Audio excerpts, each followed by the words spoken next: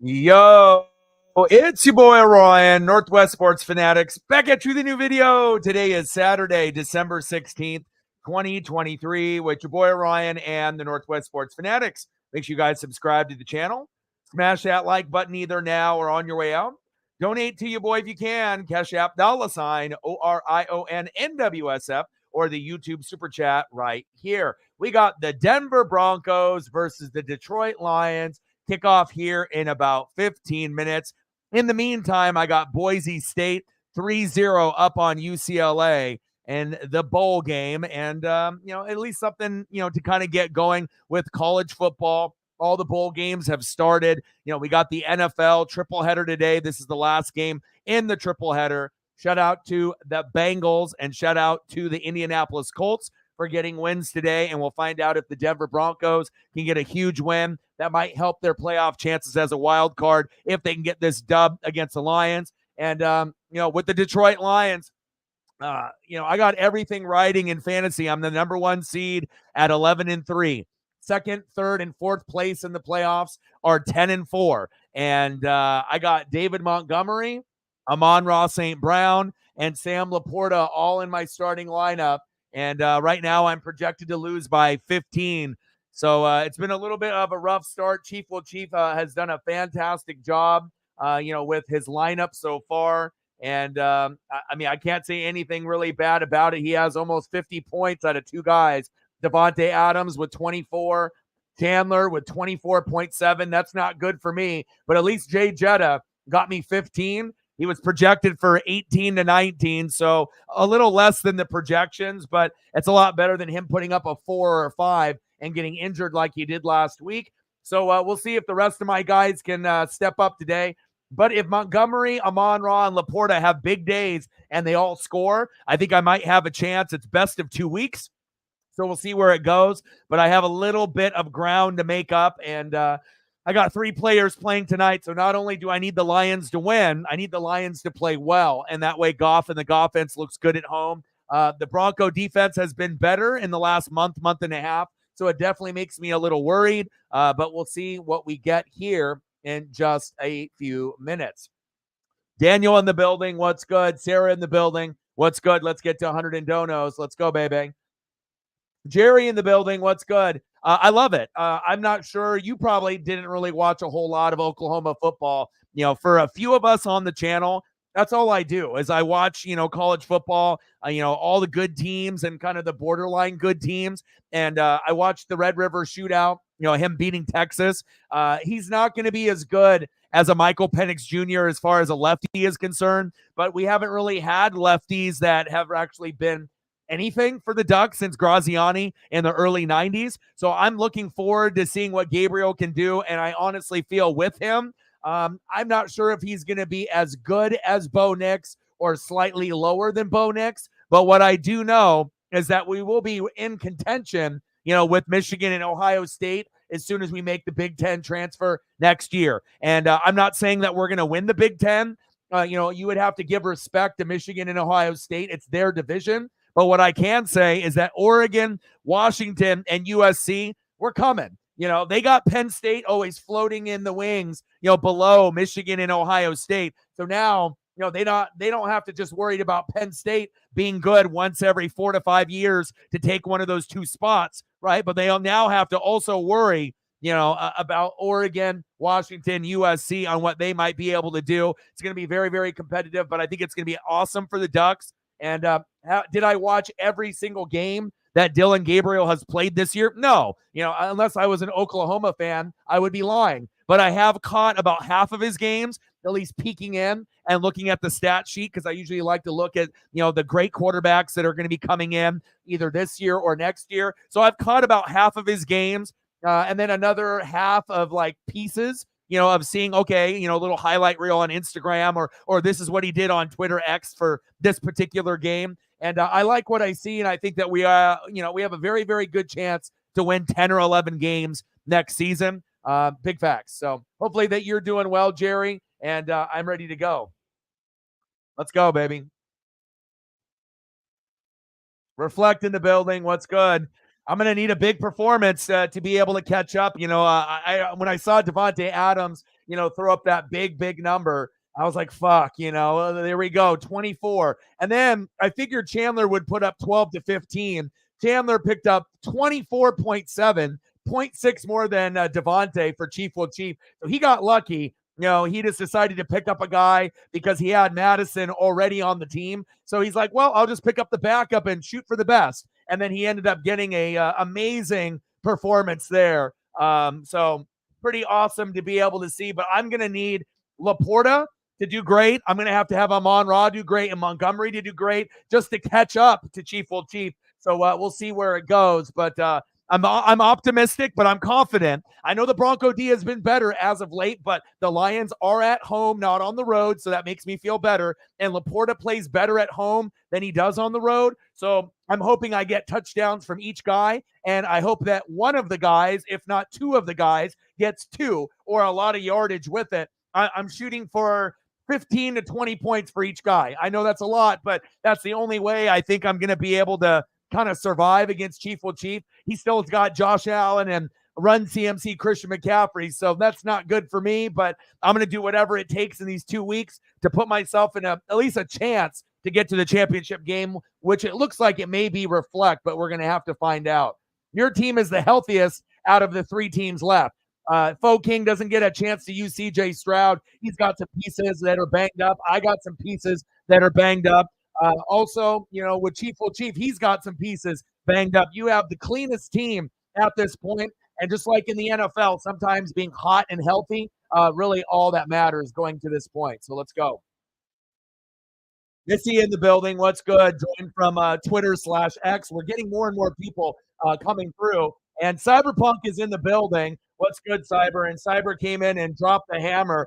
$300 dono. Let's go, baby. Cyberpunk in the building. What's good? Missy in the building on the Twitter X side. What's good? And, we had a little string where we were struggling, and you just want to be able to feel loved and appreciated. And we hit a 0, a 1, and a 5 in 3 consecutive streams. But since then, I think we've hit 7 out of the last 9 have been over $100 in donos. A couple of them close to 2 or over 2. And then now Cyberpunk dropping the hammer. Thank you so much, man. I've got a lot of bills and a lot of things coming up. And, when you hit a 0 and a 1 and a 5, and, it doesn't make you feel good. And then you get back on track. Thank you so much, man. I appreciate you. Thank you, man.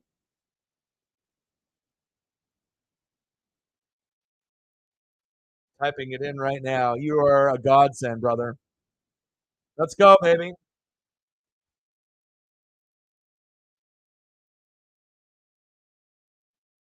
Let's go, baby.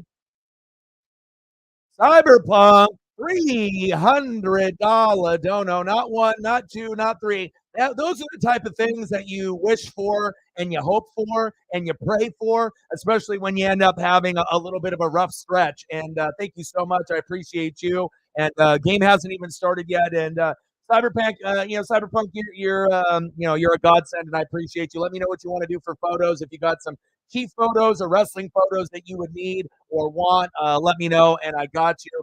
Yeah, as soon as he ended up getting that touchdown early, I was like, damn it, I was going to message Chief all Chief, but I was like, nah, I won't. But I had already looked at that point after that first touchdown early. He had like 11 points within the first couple minutes. I was like, shit, he's going to get 25 or 30, and he did. So not looking too good for me so far, but unless, the Lions show out, then maybe I'll have a chance. And I appreciate you, Reflect, and I appreciate you, Cyberpunk. Let's go, baby. Most yardage in the run, yeah, but also they have Gibbs, and so that takes away from the fantasy output. If Gibbs wasn't really being used as much, then maybe Montgomery goes off for like a 30 or a 40. But if you're splitting carries with another guy, they both could end up getting, 20, or maybe one guy gets 22 and the other guy gets 17, so it kind of limits, what I might be able to get because both guys have the ability to score once, twice, or 3 times in a game. I got Boise State 6-0 over UCLA on the bowl game as well. Saw both of the early games, and they were pretty good. Obviously, great to be able to see The Colts get a win for Sarah and a big comeback victory for Jake Browning. And then obviously they're going to be doing, some, steroid testing supposedly, obviously because he's had, quite a few good games in a row. So we will see. Hopefully this will help me out, but it also depends who gets the goal line looks. Is it going to be Gibbs? Is it going to be Montgomery? Is Montgomery going to get the yardage from the 20 to the 20 and then Gibbs gets the goal line looks? Or does Gibbs get the looks from the 20 to the 20 and then when it gets into the red zone, maybe Montgomery gets it or a little bit of a combination of the both. So Cyberpunk with the bang, bang, bang. Let's go. Dropping the hammer. Much appreciated. And like I said, this has been much more of a challenging year than last year. And thank you so much for your generosity. We're at 3 bills, 3 stacks. Let's get to 4. Cyberpunk with a 3 hundo. Let's go, baby. Before a big dono, after a big dono to set the tone. I appreciate you.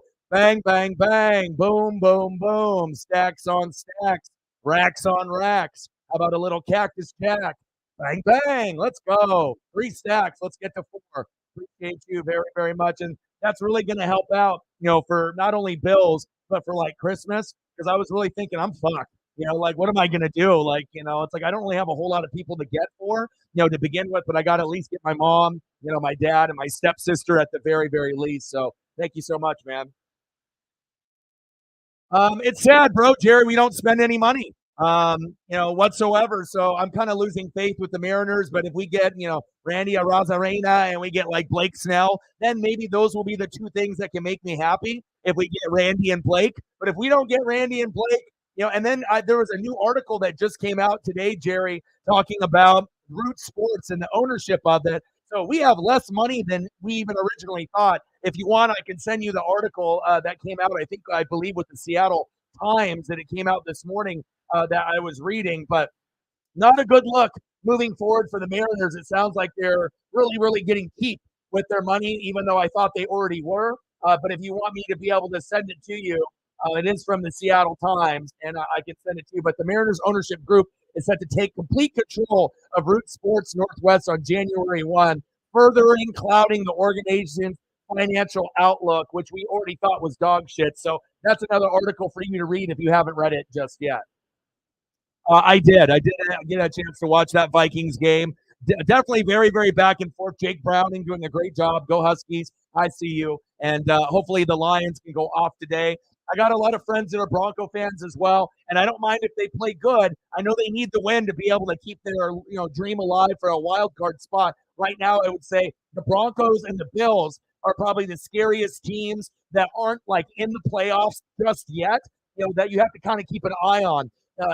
Broncos started off really shitty at the beginning of the year, 1-4, 1-5 record, and they've ripped off 4, 5, 6 wins. So I like what they're doing. And then with the Buffalo Bills, we like to criticize Josh Allen. Oh, this guy throws way too many picks. He throws into triple coverage to Diggs way too much. But then, after all the other quarterbacks have gotten hurt, Burrow and Herbert and everyone else, now I'm starting to kind of root for him to do well. I want him to do well because we don't really have a whole lot of elite starting quarterbacks that are even playing anymore. Jalen, Josh Allen, Lamar. So it's like I want to be able to see Allen do well, and he actually has, I feel, kind of turned the corner. Their defense still is ass, and it's booty cheeks, but I feel the offense is on a little bit better of a better kind of curve, and they've kind of turned the page a little bit after firing Ken Dorsey. So we'll see where it goes. But Flores gets to go to the Diamondbacks. Kelenic goes to the Braves. We get rid of Teoscar. Our team looks like shit. I don't know how it's going to go, but I'm still going to ride or die for the Mariners. Let's go, baby. Cornell in the building. Let's go, Lions. One pride. Who day? Hashtag one pride. What's good, brother?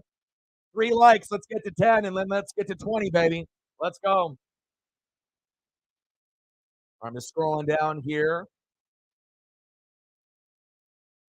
Jake was that dude today, but he has been that dude, and that's why he's getting the steroid test. And sometimes you just need your moment. You got Joe Mixon. Jamar went down with the injury and had to leave the game, but you got T. Higgins, avoid the Boyd, Tyler Boyd. So it's not like the Bengals had a shitty roster. They got good pieces. You just got to get a quarterback that can get them the ball. But the problem is most of the backup quarterbacks aren't really that good.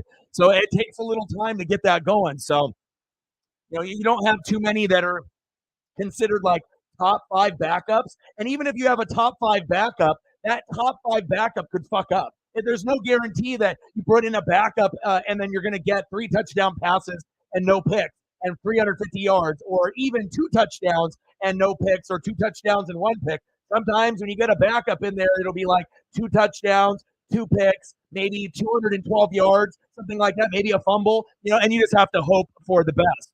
So let me minimize this because I got the UCLA Boise State game on, and let me flip the screens here because I got multiple streams going. I want to watch this bowl game as well. And then let's turn the volume up here on the matchup. Got that going here as well. Jake was that dude. And I'm a Duck fan, and I've been a Duck fan since the 80s, but the Huskies, Michael Penix Jr., Jake Browning. I like being able to see guys from the Pacific Northwest do well. So he said, you need the donkeys to lose. Yeah, I bet. I bet you do. Well, and like I said, we've seen the Chiefs. They're trending.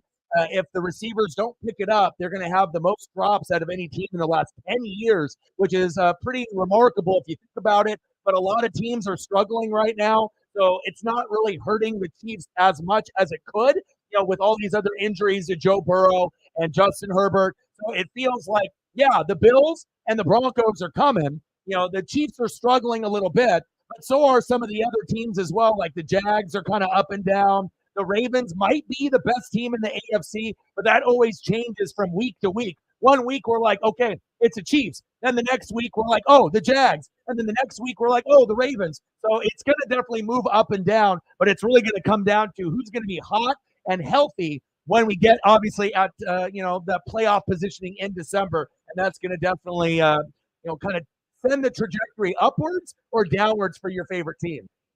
Let's go, baby. Let's go. Steelers firing Mike Tomlin, probably not. They've only had a couple coaches, like 3 in the last like 50 to 60 years. So I don't really see them, doing that. But again, you never know. I mean, they are more loyal to their coaches than any organization, ever. So, and if you get rid of someone like that, I mean, who are you going to get to come in that's going to be better? Let's be honest. Like I said, he's had a winning record in every year besides more than likely this year, right? So, you got to understand sometimes, you got crybabies like George Pickens, right? Sometimes your offensive line stinks. Sometimes you have defensive injuries, to guys like Cameron Hayward or TJ Watt or Minka Fitzpatrick. The team hasn't really been that good. And remember, they don't have Kenny Pickett. Kenny Pickett plays like a backup. Then you got Mitchell Trubisky, who plays like a backup's backup. So what do you really expect for the Steelers to do? They're not going to be able to dominate in the NFL with a Mitchell Trubisky or a Kenny Pickett. That is big fact. So we'll have to see where everything goes trajectory-wise. But I'll tell you what, me being a Tampa fan, if they were to fire Mike Tomlin, that would be probably number 1 on my list to be able to pick up. He was a secondaries coach for my Buccaneer team years ago. And, if they do decide to make that move, then I know there's going to be, probably 15 teams that would be lining up for his services. And I think he's a good coach. I think that he's passionate. I think he's real. It just, when you don't have a good quarterback and your offensive line stinks, what do you expect? And you've had injuries with a lot of the guys at receiver, tight end, running backs, defensive studs, so it is what it is. Who should coach the Chargers next season? If it was me, I would probably say Bill Belichick and then Josh McDaniels. If Belichick gets fired, that would be an ideal place where you could go. Goff, going deep and complete. Good defense there by the Broncos. But if you couldn't get Josh McDaniels, or if he didn't want to work with Bill, getting a guy like Chip Kelly. If Chip Kelly ends up getting fired from UCLA and you get Chip Kelly on the staff with Josh McDaniels, Chip Kelly, Bill Belichick, obviously the curse of injuries is never going to end, right? But if you can get some discipline for those defensive players, right, and you can get a better creative offense going there, you're always going to have injuries to Herbert, Keenan Allen, Mike Williams, Joshua Kelly, offensive linemen, Joey Bosa, Khalil Mack, Derwin James, Asante Samuel Jr. Everyone is going to get hurt. You got a lot of salary and a lot of payroll stuck on those guys, and they never play with each other, and they always underwhelm, They have talent on a roster to get to 10 wins, but it seems like they only do that every 2 to 3 years where they can put it together. They get to the playoffs and they get their ass kicked in the first round, kind of like the Cowboys. But this year it feels a little bit different where the Cowboys may be able to win more than one game like they did last year with Tom Brady. They may be able to win 2 games this year, but I feel that, we'll see. I know Belichick wants to break the record of the most wins, of all time, whether he does that with one team with New England, pass incomplete there in the flat, or if he does it with another team, we will see. But I definitely think that that is one spot that could be upgraded with his skill set. But one thing Josh McDaniels, Chip Kelly, or Bill Belichick wouldn't be able to recover from is the injury curse that the Chargers have. I feel that they are the most injured team as far as a legacy, as far as a team in general, in the 4 major sports in the NFL, NHL, MLB, or NBA. I have never, ever seen a team get more hurt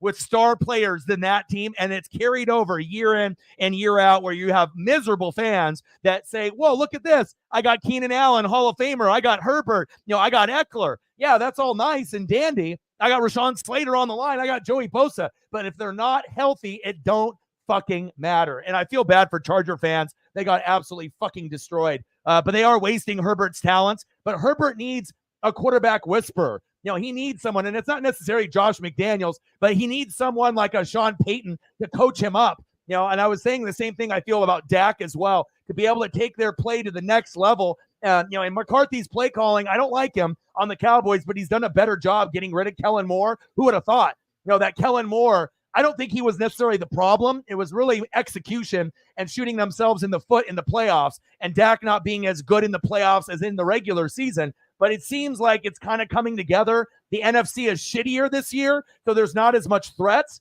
And the biggest threats to the Cowboys are maybe the Lions and the Seahawks. And the Lions don't have a defense. The Seahawks are banged up. So it really comes down to you got the Eagles and the Niners, and then you got the Cowboys. And if the Cowboys end up getting the bye, and then it ends up being the Cowboys and the Niners, then the Eagles are going to have to figure out how to fix that defense because it's one of the worst ones in the NFL. So we will see on how it goes, but nice to be able to see some other people joining from Twitter/X as well. Finley in the building, what's good? Ron in the building, what's good? But again, it all starts at the top, okay? Cornell, if you got a guy, right, on the Chargers, and you have a franchise and you're like an owner, if you have Marty Schottenheimer and you're 14-2 and you fire the head coach, what does that say about the organization? It's not very good. And they haven't had a good coach since then. Anthony Lynn, that was going to work.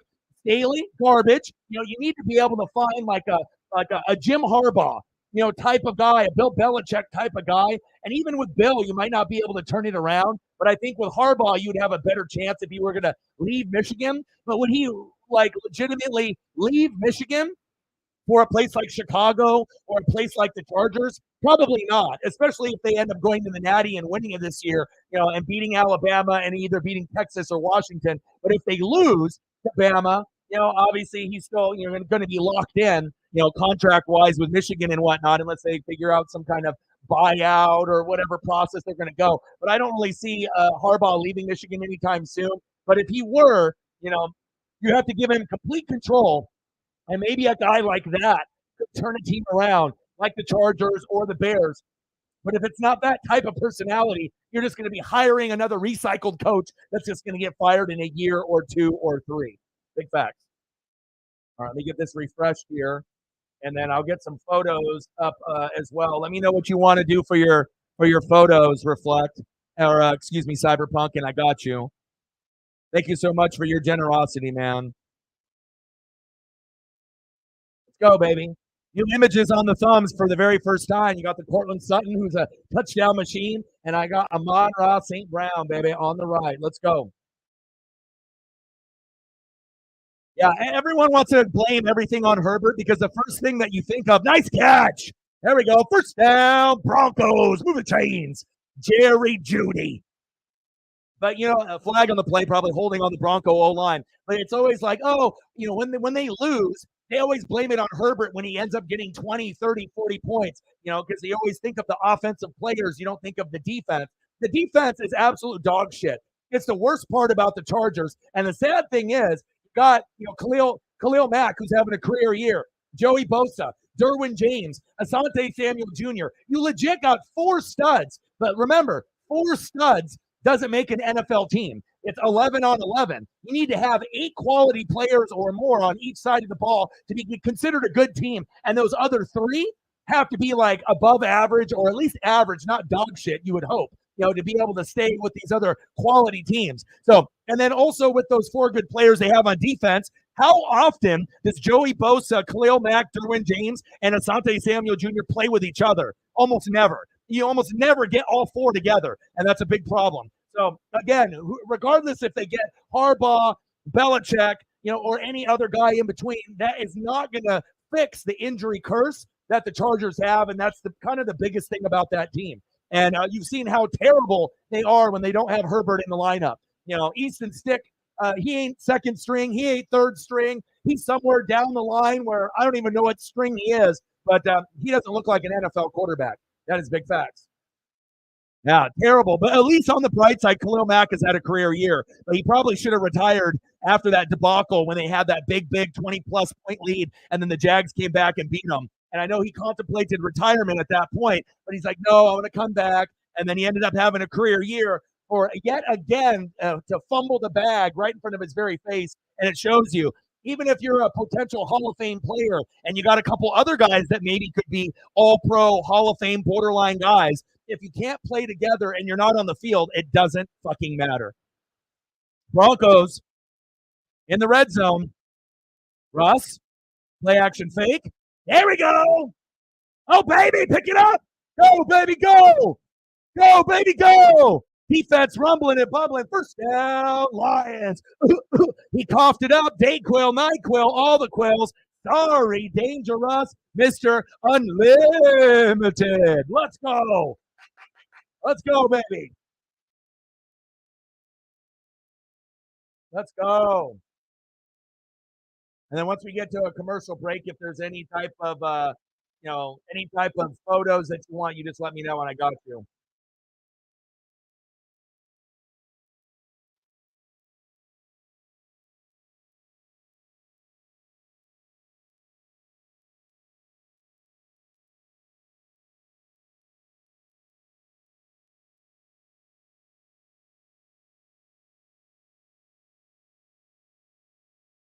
Come on, Lions. I mean, I need points with Montgomery, Amon-Ra, and Laporta. So that means I can't have Jamison Williams and Gibbs going off. I mean, they can as long as I get mine.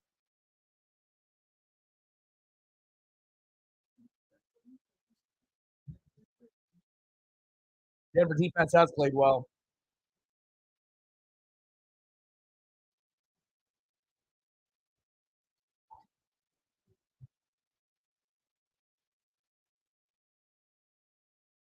You messaged me early in the game saying that your team looked like shit, and I was about to message you back and say, just wait, they'll implode. And it shows you the Colts, even with the backup quarterback with Gardner Minshew, obviously the results would be a little bit different with AR in the lineup, but you got some pieces there. You're not a complete squad, but still, even with Gardner Minshew, you do better than 95% of the teams with their backup quarterback. So that should make you feel good. And that's that signing and having Gardner Minshew there. Imagine if you didn't have Gardner Minshew. And even though he does make mistakes, he's not like just a guy that's going to be clean all the time. Oh, it's 12 noon. You know what time it is? Time for a sack lunch. Yum, yum, yum, yum, yum, yum.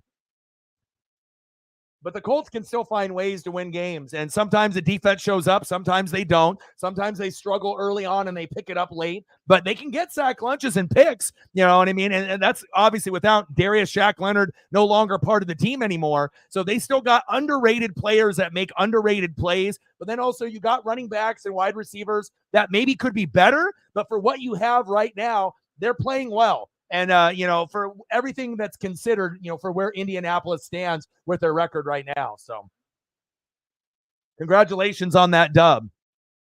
I mean, I don't know if you really want dubs. I mean, every fan wants to win. But again, if you have a really good draft with a really good pieces that are coming out, sometimes, it's okay to lose. Like for me being a Tampa fan, I don't want to make the playoffs. I don't want to win the NFC South. I want to finish in third. I want it to be Saints, Falcons, Bucks, or Falcons, Saints, Bucks. third place schedule next year, draft a quarterback like Michael Penix Jr., have him compete with Kyle Trask and Baker Mayfield. And then if you want Baker to start for the first month and wait for him to fuck up, bench him, then throw Michael Penix Jr. in unless you start him from the very start and you already think he's better, and then go from there. But that's what I want. The Jaden Daniels, the Michael Penix Jr., the Quinn Ewers. Give me one of those. The Caleb's, whatever it may be. And I don't know what our record is going to be. I would assume we're going to have a top 14 pick. But again, you can always trade up. But I'm just hoping that, Tampa recognizes Baker Mayfield ain't it. And he ain't going to be a guy that's going to lead us to a Super Bowl or even an NFC championship game. So if you know that, and you know that quarterback is going to be something special this year and next year, why not draft one? I know there's other free agents that could pop over from another team, but I want to be able to have my guy that I groom and build on my own. And then I can say, okay, Michael Penix Jr. is going to be the Bucs quarterback for the next 10 years. And I don't got to worry about drafting or bringing over any other motherfucker on my team. And I can address the O-line, wide receivers, tight ends, defensive line, the secondary, the linebacking core, coaching. I can focus everywhere else but quarterback. That'll be a dream come true for me if they end up doing it. So, yeah.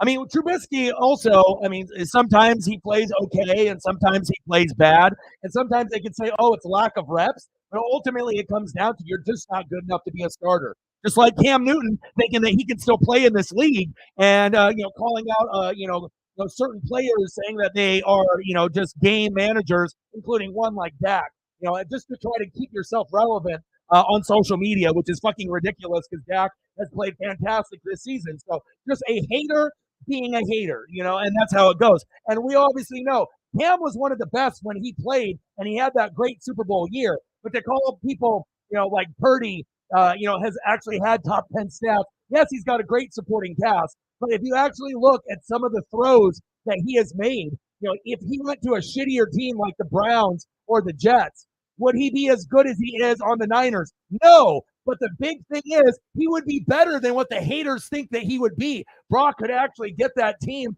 closer to 10 wins than people think. People thinking that, oh, Brock Purdy goes to the Browns or Jets, he's winning 3 games. Bullshit. He's winning more than that. He actually could get you probably closer to 7 to 10 wins with that team that he has. And Dak has been playing good. But again, sometimes haters want to be haters. Cam was great when his playing days. But again, sometimes when you get guys that aren't in the league anymore and they feel that they should be, they're going to make questionable, comments just to get on social media with that. So, it is what it is. And sometimes you just need a change of scenery too. Sometimes you just need somewhere else to go where you feel unappreciated, unloved. You go somewhere new with a new system and a new coach and a new vibe, and it changes fucking everything. Just like when you guys have been at a job, you fucking hated, you had some dirtbag fucking boss or manager, right? Treat you like shit. And then you leave and you think, wow, I actually put up with that bullshit just because of the employees there and my friends, right? Pass incomplete. Because a lot of times that's what happens, right? We stay at a job for friends, not because of the pay, not because of the managers or the owners that are dicking us over, treating us like shit, underpaying us, not giving us benefits. You know what I mean? We stay because we got homies there that we like, and we're like, well, I'm making $2 less an hour, but I kind of like the homies that I work with. Let's just stick it out until someone else, gets fired, or if maybe I find a better job. And sometimes with the NFL, it's the same way. Third down and long. Danger Russ, looking for a man. Hit him! My God, get him! Incomplete. Megan with a tour. Keep me posted on the Kraken. Bang, bang, bang. Boom, boom, boom. Bang, bang. $2 holla. Appreciate you.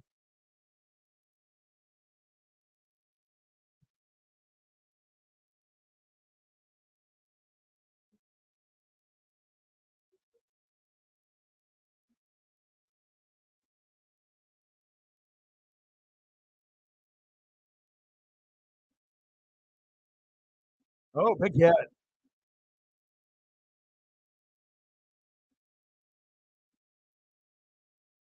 Gonna send a message to Cyberpunk. I don't know if he's still in the room or not.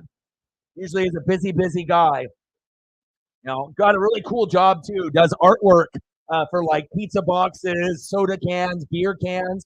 Not only do you have to be a good artist, but then to have the opportunity to show like like a holiday season Pepsi can, and then they come to this company and they say, "What would you do?" You know what I mean? Like when they have like their polar bear look and whatnot, and then he actually gets to kind of go through some different drawings and different mocks and whatnot, and then most of the time, I would assume the companies will be like, no, we're just going to do this or do that. But it's kind of cool to be able to, be in the running with these companies. And then I imagine some of the stuff from your company that you work for does get used. And that probably gives you guys a lot of pride with that. So very, very cool with that. Now, Cyberpunk, what would you like to do for photos for your 3 stacks? And then I'll get one for Megan as well with the Kraken. And I just messaged you. I didn't know. Sometimes, when people are busy, they just dip out of the stream and they don't say bye. I don't take any offense to it whatsoever. Sometimes it's just like a drive-by dono. Sometimes people got shit going and they just got to go.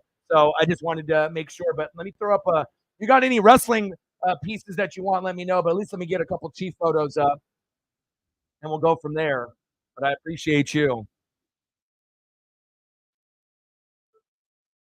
But let me know. Wrestling Chiefs, you got something specific, just let me know and I'll sprinkle those in.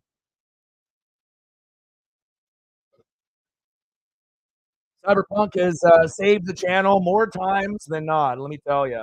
We've been getting great contributions from Megan and Reflect and a lot of the others as well. So I wouldn't be able to do this channel without you guys. And it's just nice to be able to get that love and that appreciation too. Like I have my friend Meg, she's working at a salon and, she doesn't get a chance to, take a break or leave the location because she's the only one there. And I don't know how many like beds and other things that they have at this location, but it looks like there's maybe 10 or 12. And she doesn't get to leave for lunch. But sometimes, just doing something nice for someone else and, getting some Grubhub ordered so that way that they can eat since they can't leave the location. Little things like that go a long ways for me. And, just that way I can make sure that someone is okay. Someone's eating, someone actually can have that, nice bite of whatever, burrito, fries, a burger, just something to be able to hold you over during a long shift. And it's a double shift. So she's there early in the morning, 8, 9 in the morning until like 6, 7, 8 o'clock at night. So anytime I can end up doing something nice for someone else, I'm definitely going to do that. And I appreciate your guys' gratitude towards me. And then I can pass that forward over to my friend Meg as well. Like I said, I want to make sure everyone feels loved and appreciated, and I don't want anyone to be hungry either.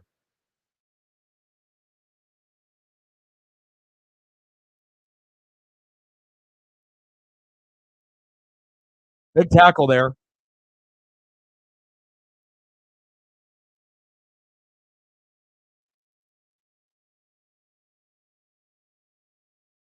MSU Detroit in the building. Trent Green, good choice.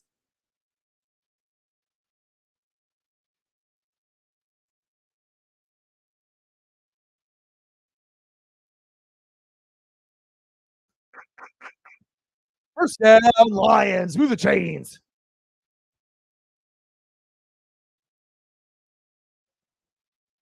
Really? Yeah, give me some info on that. Looks like MSU is doing a little bit of info for me as well. Wow.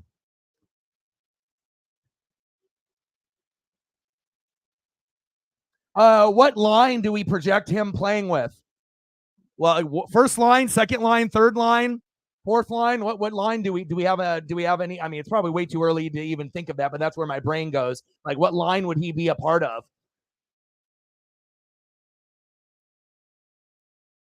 I'm gonna get some Trent Green help here for you. Cyber shotgun set, second down and 12. Little pump fake for Goff. Come on, baby. I need fantasy points. This is the playoffs. I'm already projected to lose. Best of 2 weeks. So at least if I don't, if I'm down, at the end of this first week, as long as I have a strong second week, I know I can come back. But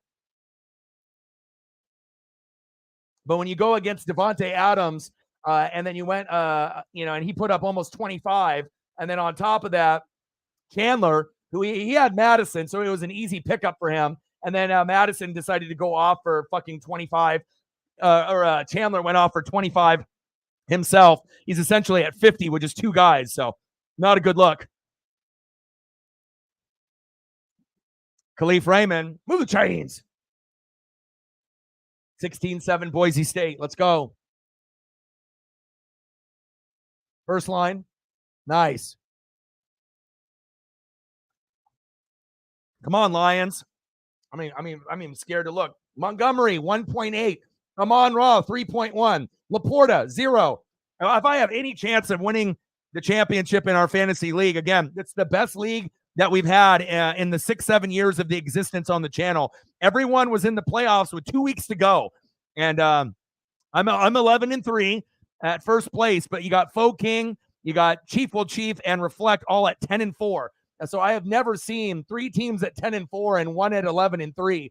So it really can go to anybody. And I feel that even though I'm a number 1 seed, I feel like I'm number 4 just because of what I'm able to use or not able to use. But you never know. I mean, this is going to be a big, big key. And starting off with a 0 is not what I want to see. I need the Lions to get to the high 20s if I have any chance. 2nd down and 8.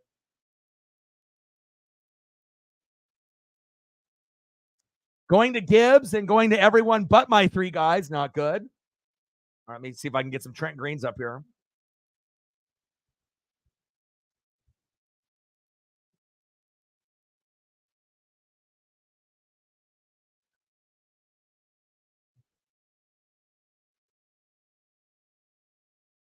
It's funny when you plug in Trent Green, most of the stuff is going to be Trent Green and like him like announcing and whatnot.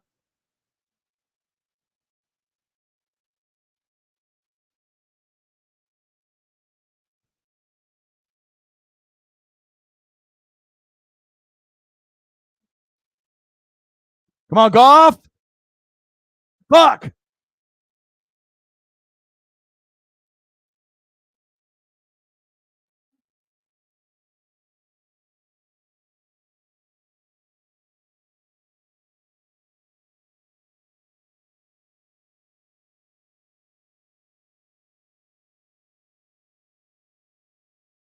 There'll be a lot more swearing in this stream than normal, especially with fantasy players. I mean, I got 3 out of my 9 playing in this game, and it's not looking good.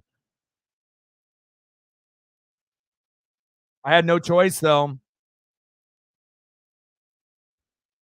Bronco defense has been playing better as of late, too. So, come on, Goff. You suck ass.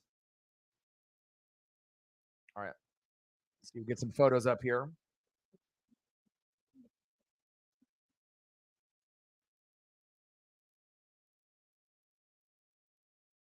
A little Mahomie, a little TK all day.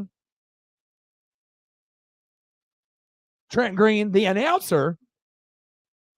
Trent Green, the player.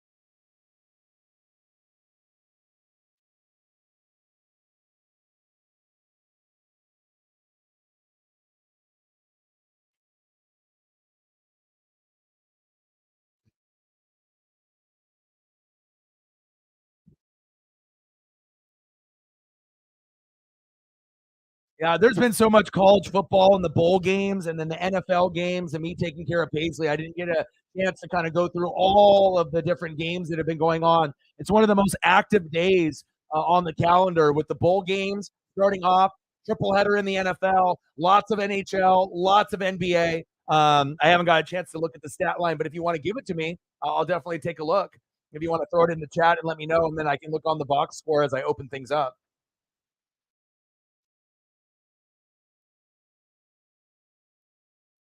And let me know what you want to see, Megan. If there's something that you want to see with your dono, I got you as well.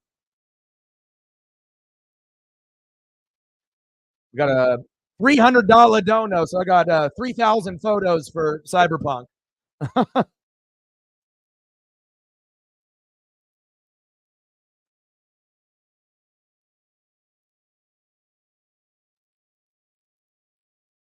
Most of the photos are just awkward size too, unfortunately.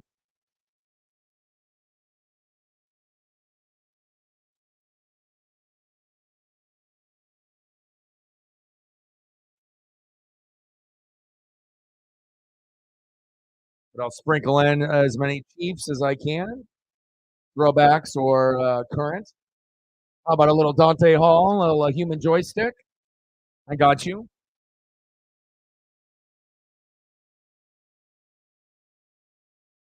Absolutely.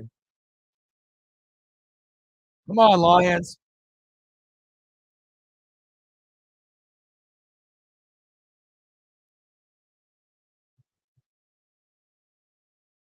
Short run.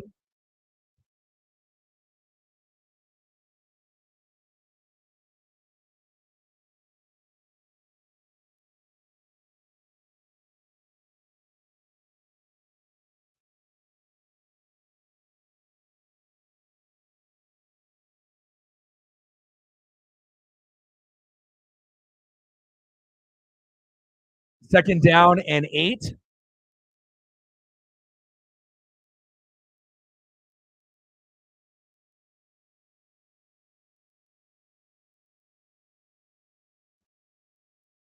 Handoff.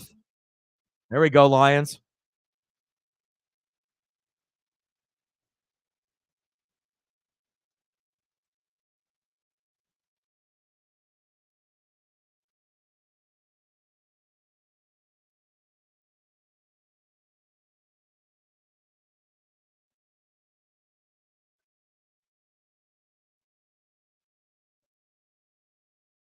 Squeeze one more in for you. Let's go. I can't wait. Can't wait.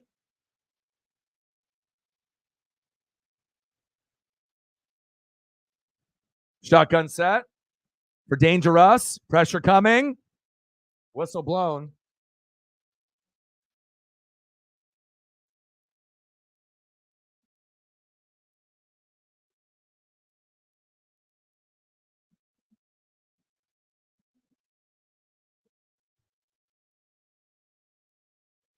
Let me get you one more. Let's go, baby. I can't wait. Anything to make us better. Release the Kraken, baby.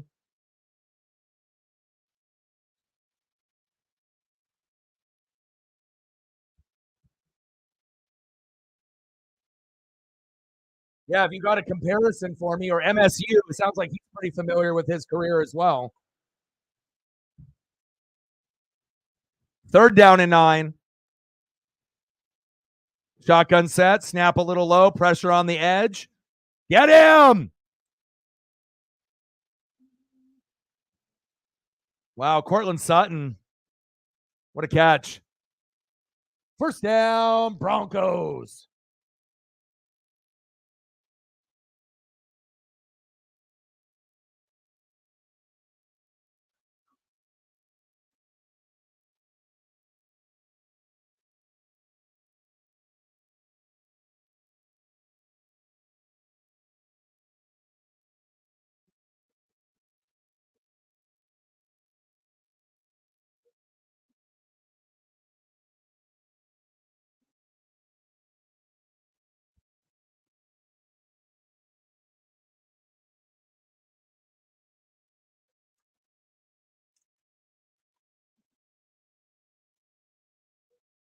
Yeah, UCLA, Boise State playing right now. Yeah, you already know when you're getting wrestlers arrested for weed. Even Liv, when she has her mugshot, she still looks good. So, kind of ridiculous, but every state has their own little rules and regulations and whatnot. So I would assume everything will be fine.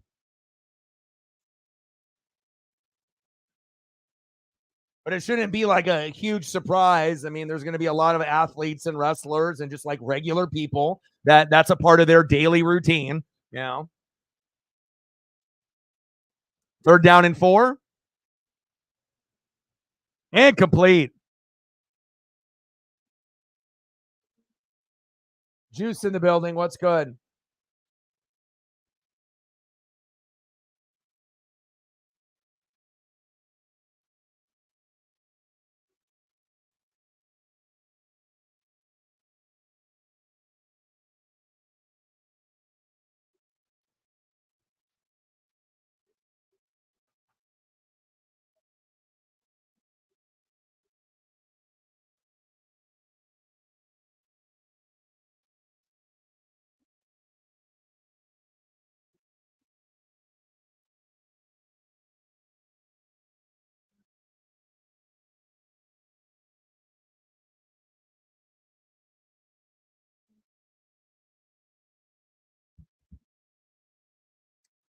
Defense is actually playing pretty good. Terrible for my fantasy, but I already kind of knew that this might happen, so not too surprised, but still early. What else do you want to see for photos? I'm gonna keep going down here. The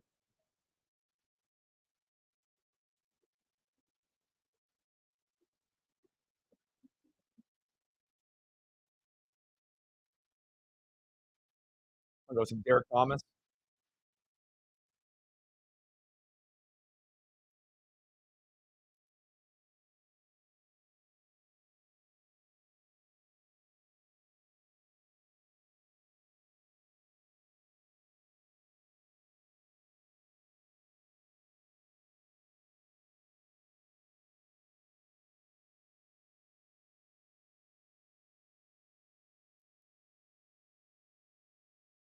That vintage Kansas City Chiefs.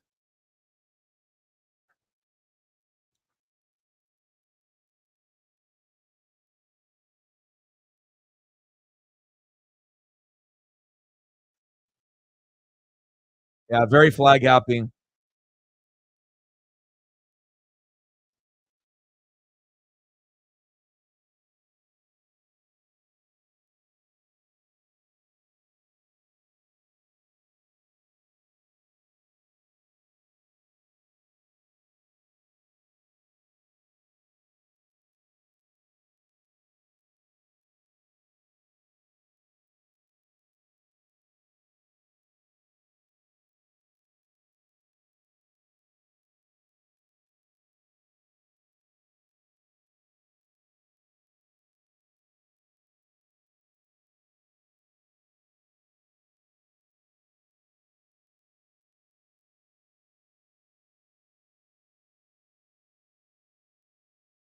That's one of my favorite ones with his helmet off.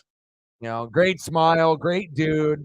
Rest in peace. One of the best defensive players to ever play the game.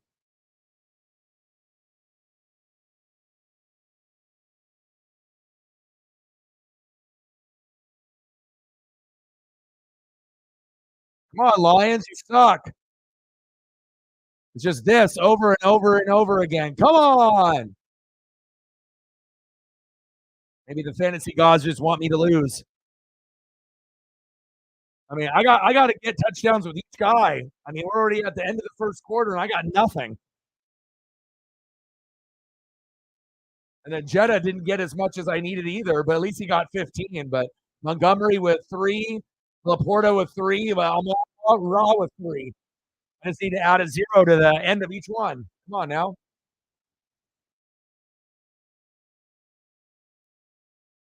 Come on, Lions.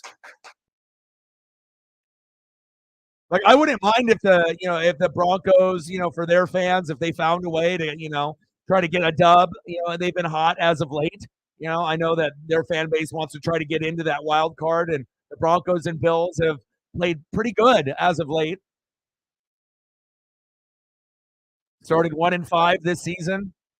They've won 6 out of 7. It's a big Sean Payton thing. People say, he can't do it. Well, obviously he can. And he doesn't even really have his roster yet. He just inherited this team. So, I mean, obviously getting blown out and having the Dolphins put up like 70 on, not good. You know what I mean? But they've definitely turned it around from that point to where they're at now. Defense has been pretty good, and the offense has been pretty steady. They're pretty good on both sides of the ball now. You know, There we go, Laporta.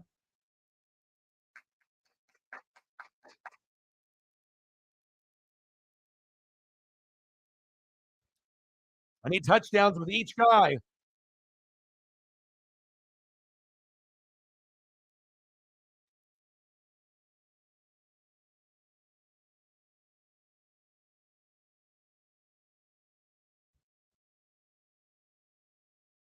End of the first quarter, we're knotted up at 0.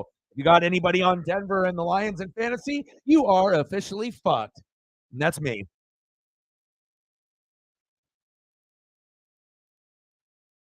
Well, I gotta bring up the bowl game. Anything else that's going good right now, let me know. We got the California Golden Bears and Texas Tech. We got the Sabres and the Coyotes. We got Thunder and Nuggets. We got Mavs and Blazes. We got UFC 296, Edwards and Covington. That should be good. Nets and Warriors, Caps and Predators, Stars and Blues, Bulls and Heat, Pacers, T-Wolves, Hawks and Cavs, and then the Bruins and Boise State. That's what I want to look up, but I assume that Boise State is still up big. Let's look. 16-7.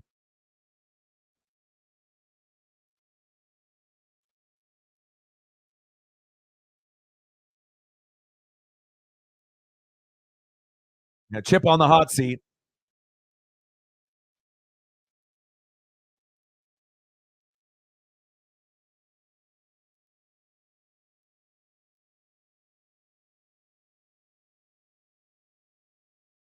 It's a growing injury.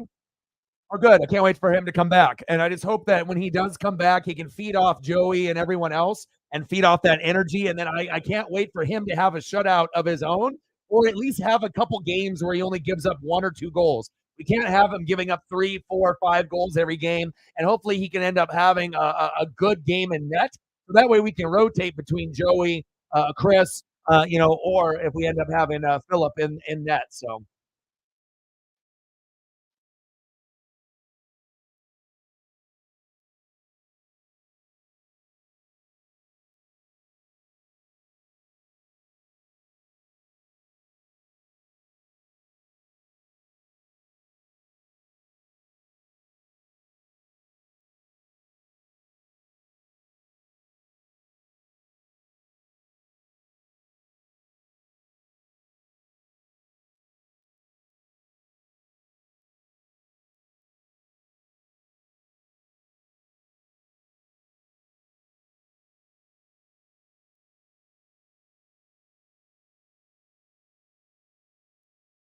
squeezing in as many photos as I can for Reflect and excuse me for Cyberpunk if he's in the building or if he left.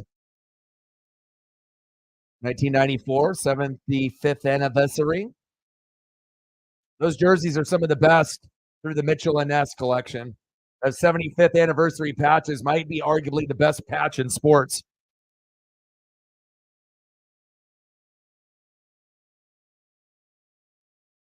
Hybrid in the building. What's good, brother?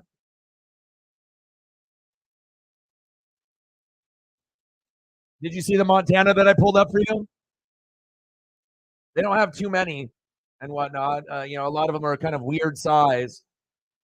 But I got a really cool starting lineup, triple threat, where it's got him in Notre Dame. Obviously, Odin's son would love that. Him and the Niners, it's a freeze frame, and then him and the Chiefs. So it's like three different figures where one is like here, like he's about to throw, like Notre Dame. One with the follow through throw, which is like Niners, and then the Chiefs figure is like doing the touchdown thing. It's very cool. I've had it since like the 90s. The freeze frame starting lineup collection is very, very cool. It's a box set. They don't usually cost too much, but they're very, very cool. But I had to give you a little love with my boy and your boy DT, and then a little Joe Montana. Appreciate you, man. You got any wrestlers or anything else that you want to see? You let me know as well. Matt in the building. What's good?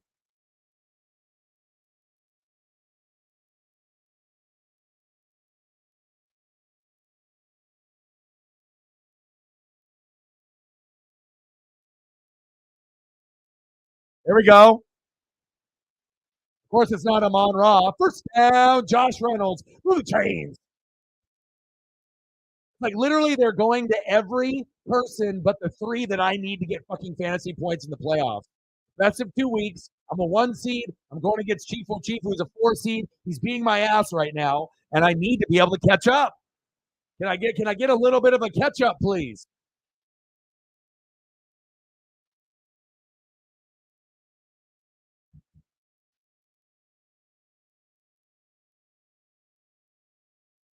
There we go. There we go.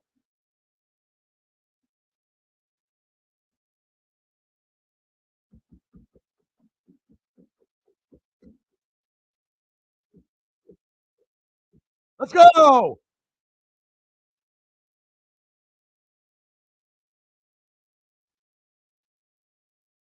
Fucking Mortal Kombat uppercut. Let's go. I need that. I need a 30-point game out of Laporta today. Let's go. I need it. I need it. I need it. Nice job, Sam. Fucking electric. Let's go. Extra point is up, and it's good. 7-0 Lions. There's a reason why I got those guys early. Let's go, baby. All right, what does it look like now? Montgomery with a 3, Jay Jetta with a 15, Amon Ra with a 3, Laporta with a 13.3. I'll take that. So got a long ways to go. And I was thinking about putting in Deontay Johnson for Mike Evans because the matchup was better. Too little late, too little too late for me to do that. But Johnson put up 16, which is probably going to be more than Mike Evans unless he has a great game against a tough Packer D. So we'll see what happens there. But we'll see if that ended up being a mistake on my part. But when it's the playoffs, it's like putting Deontay Johnson. He's going to get looks, but it's like, gosh, sometimes you got to go with your guys and just hope that they can find a way.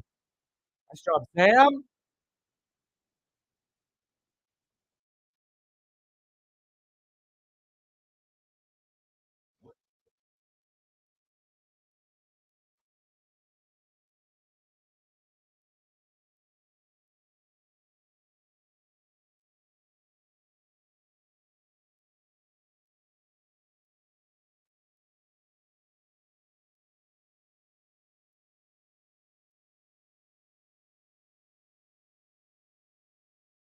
Fuck, finally. Nice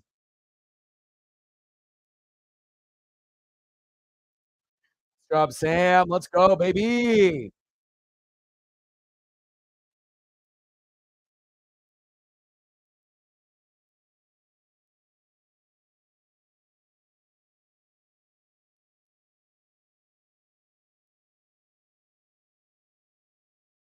Let's go, baby. No Mark Andrews, no problem.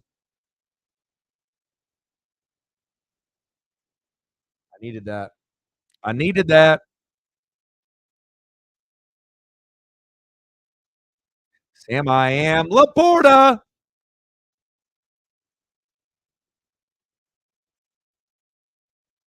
Let's go, Juice. Well, the reason I was going to start him, possibly because he had 2 straight games with touchdowns. So 3 in a row, it seemed like was a really good possibility. But it's just like, did I really want to do that? And then what happens if Mike Evans has a bounce back game and gets like 28?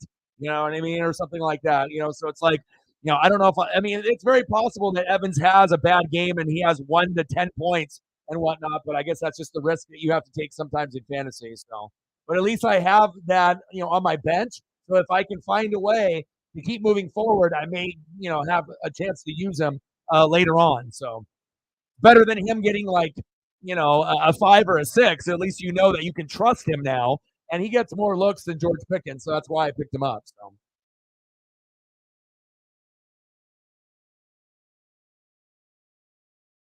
reflect with a tour. Bang, bang, bang, boom, boom, boom. Bang, bang, $2. Appreciate you.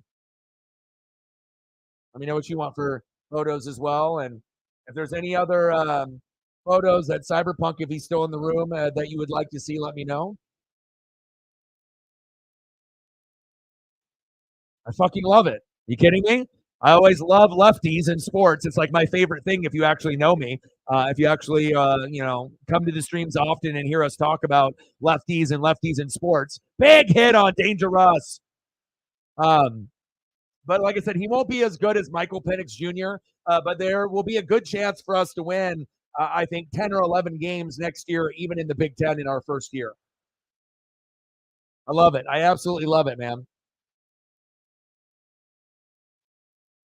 Thank you, Reflect. Appreciate you. 304. Let's get to 4. $10 dono. Yep. Bang, bang, bang. Boom, boom, boom. Bang, bang. We're feeling better about being Kraken fans now. Yes, we are. No more ties for Hack for the rest of the year, maybe ever. Good tackle. Thank you so much. Let me know what you want for Kraken photos, and I get you some.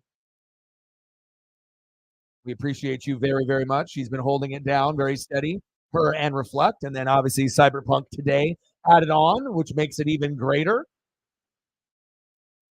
Like we need to be able to have those consistent people not only show up for regulars and mods and heavy hitters, but then obviously when they can feed off of each other, then it's going to create a vibe and create excitement, which is going to get more people to show up. From Twitter and X, which we have been seeing in the last couple days, and also people hopping in through YouTube, getting a recommendation, and then wanting to be a part of this channel. It's 12 noon. You know what time it is? Time for a sack lunch. Yum, yum, yum, yum, yum, yum. I mean, compared to, me being sitting at over 20,000 subs and doing a 4-hour stream and having no one donate, that's not a good look.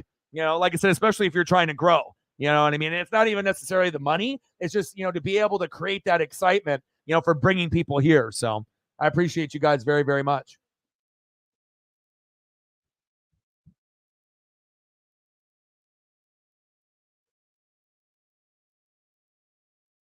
Big, big, big.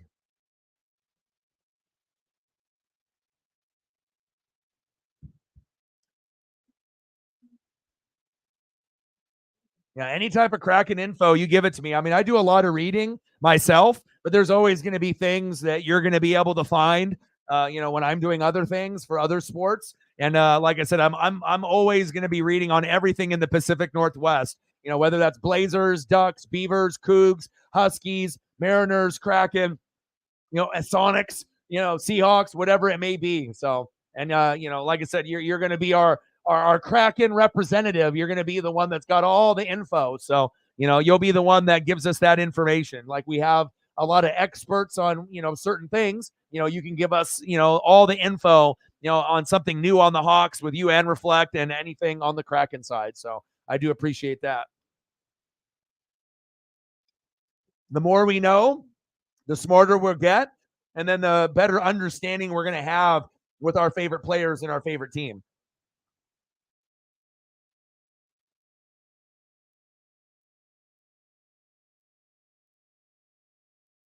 Let me know when that Boise State UCLA comes back so I can flip it on.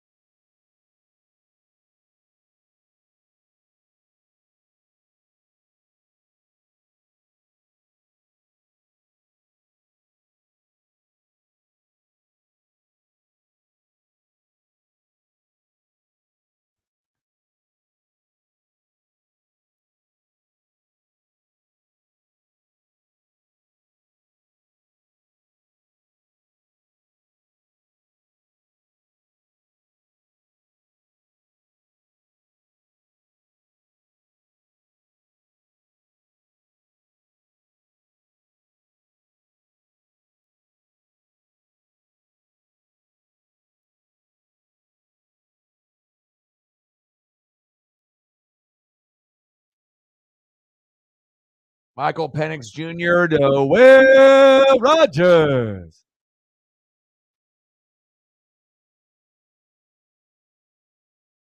You're going from a lefty to a righty, and I'm going from a righty to a lefty, baby. It's freaking in some DeBoa as well. You know how I love coaches. I think I love coaches, and just like OCs and DCs and coaching and, that whole aspect of things a lot more than most people. Just like defense, O-line, special teams, coaching. Like I like that shit way more than quarterbacks, running backs, wide receivers, and tight ends. I mean, I absolutely love those guys, but those guys get, all the love in the pub and the media.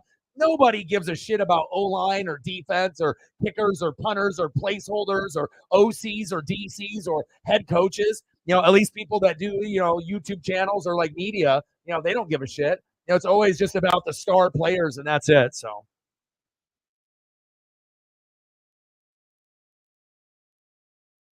Yeah, I have considered setting up membership stuff, but honestly, the way that 2023 has been, I mean, if it's hard enough for me to get people to come and show up and like a stream, comment, donate, share, I have to be able to get to a point where we actually have a consistent, crew. And then once that is able to happen, then I'll be able to open up things like membership stuff and extra things. But I mean, I got to be able to see it, from people first that we actually have a committed fan base that's going to be able to ride or die and support, not just, show up here and there or whenever they want, And so when we can get the group, to be a little bit more committed, if we can end up getting that, then I'll be able to open up stuff like that, like custom emojis and certain things, for the channel. But that is a good suggestion. I have thought about it. But again, like I said, if 2023 was just like 2022, we would have probably opened that feature up in like January or February of last year. But in all honesty, 2022 was fantastic. 2023 has been a struggle. It's just the truth. Some days are good, some aren't. Some days are phenomenal. Some days we're at a fucking zero. So it's like, for me to be able to open those things up, we have to wait a little bit. But I hope we can end up doing that sometime soon. I really do.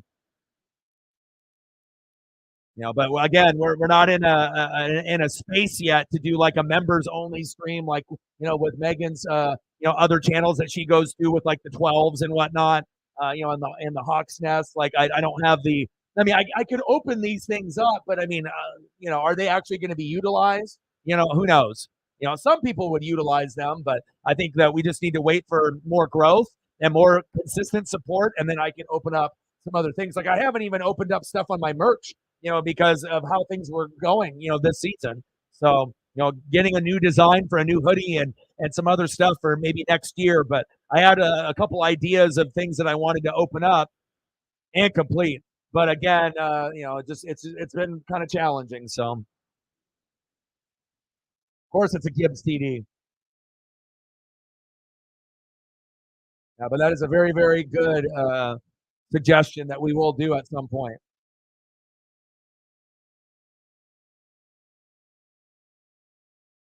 Nice touchdown by Gibbs, but that wasn't David Montgomery. No, I'm glad that you brought it up though, because a lot of people aren't even thinking outside of the box or thinking of other things that could help us, or cool features on the channel. Touchdown Lions! Jameer Gibbs. Extra point is up and it's good. Let's go. I always have to keep it 100 no matter what. When things are good, when things are bad. So, but I do like that idea. There's a lot of things that I've wanted to kind of implement, but first it was like, getting a scoreboard and then getting like, the cards to line up, for the stream and, and then getting my thumbnails on point. So it's like piece by piece, that you have to try to keep improving the channel. And I'm always going to continue to do that. And then also getting out of my comfort zone and doing things outside of football. And then now getting very, very comfortable doing really everything. Like I have no fear or no hesitation of doing hockey or NASCAR or NBA or anything, wrestling or football, college or NFL. Like, I feel that I can do really anything. And I don't know how many people on YouTube could say that. So,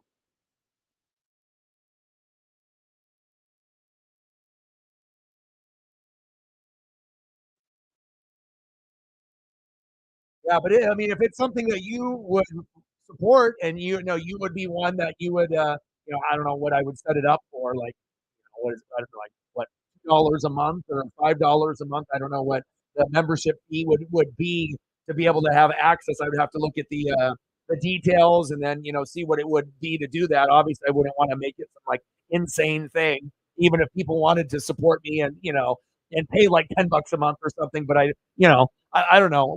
I'll have to go and open some of those features up, and then if I can open that up, I'll let you know. And then even if we only have like a couple people using it, then it'll start a trend. And obviously, if they see you doing it, you paying for it, and you making it more colorful, then people are like, oh, how did you get that? And then then it can spread a little bit. So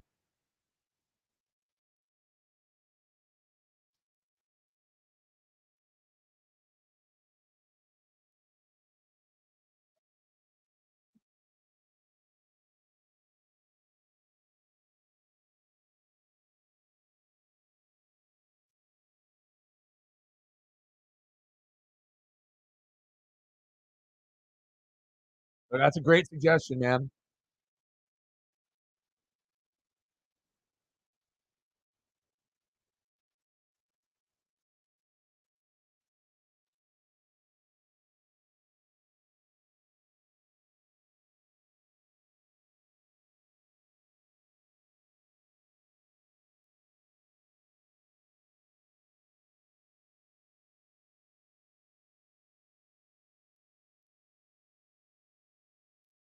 And plus, I'm going to be like one of the only channels that really caters to the fans, like 100%. You know, 'cause, like, do you think any other channel is going to be throwing up photos of their favorite players or their favorite things? Fuck no. I love seeing shit like this. 'Cause like I said, once I know that you love something, then it makes me love it too.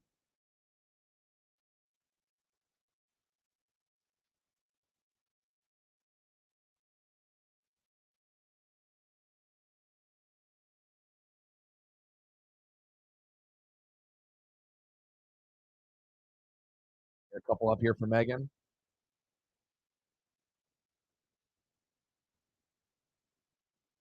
14-0 Lions.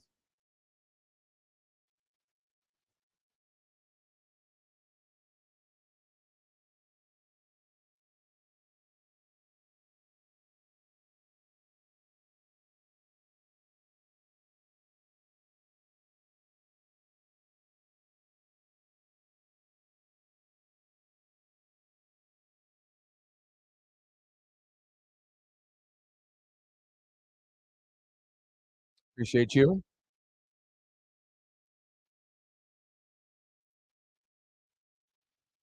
Patriots, Broncos. Barf.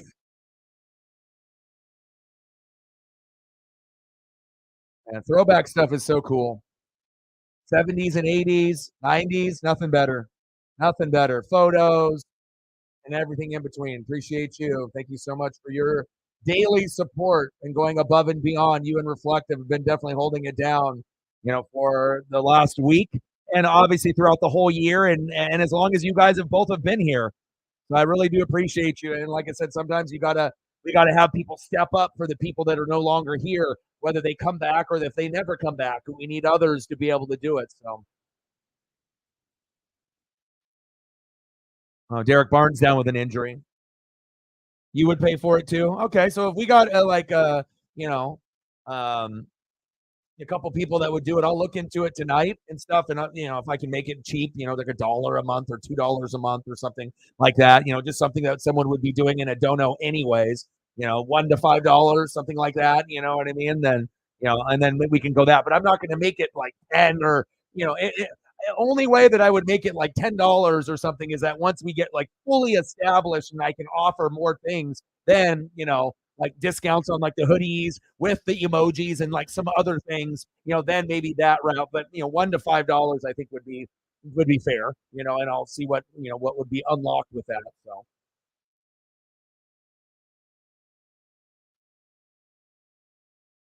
yeah. It all depends if you have a relationship with me too.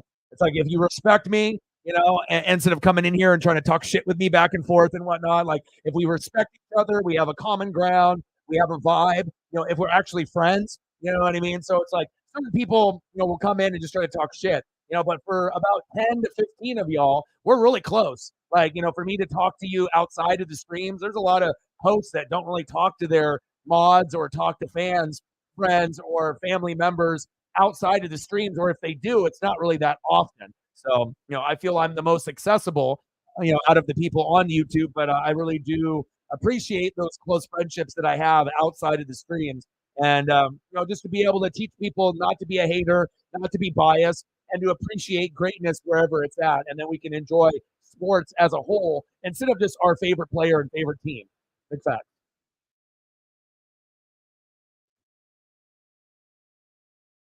yeah.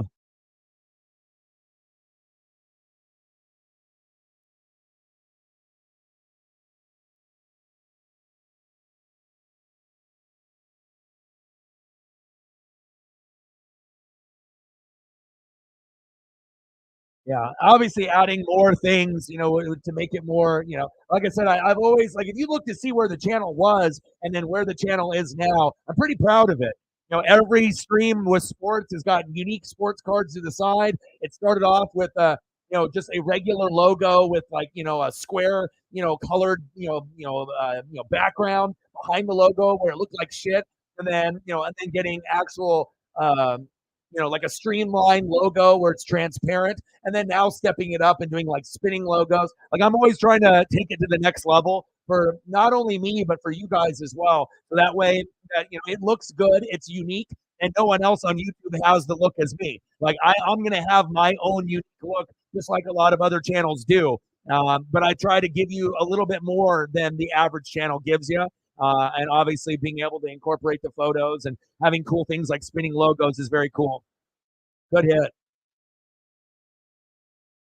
Kenneth in the building. What's good? The Lions. I got Laporta, Montgomery, and David Montgomery. I'm on Raw and Laporta, and I'm the number one seed. I'm 11-3, going against three teams that are 10-4. So I need as many points as possible. I need Montgomery and Amon Ra to get going here. I need the Lions to get to the high 20s or 30s. Little QB sneak. Big hit.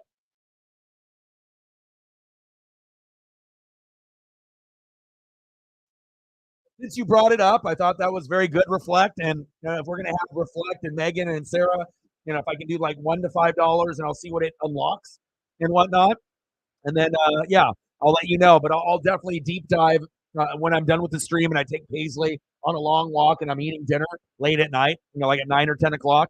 I'll open up the option, for like the membership thing for like custom emojis and stuff like that, and I'll see what options will be opening up. So. Yeah, I will be streaming on Christmas, just like I stream on Thanksgiving. Let me look. I got to look at the games and.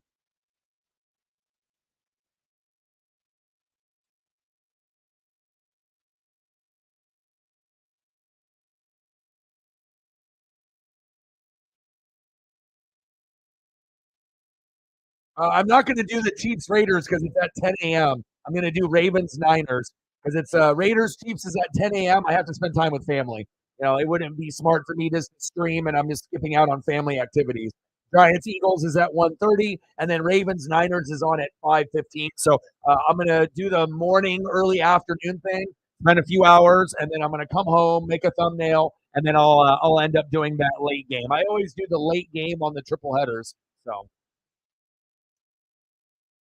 Now, if the Chiefs and Raiders was on at the very end, I would have done it, but it just depends on whatever the late game is. I got to be able to. Thanksgiving and Christmas are really really big for me, and like I said, it's like family, food, friends. I like to be able to soak in as much food as possible too, and then that way I can get my 3 or 4 hours in, come home, spend time with my pup, and then make a thumbnail unless I make it the day before, and then hop in and then be able to visit with people. So I will always do a Thanksgiving and a Christmas stream every year.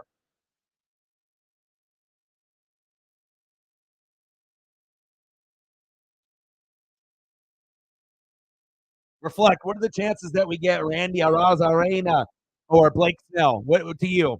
What are the chances that we get both of those guys or one of those guys or anybody? Did you read the Seattle Times report? Do you want me to send it to you about the taking over for Root Sports?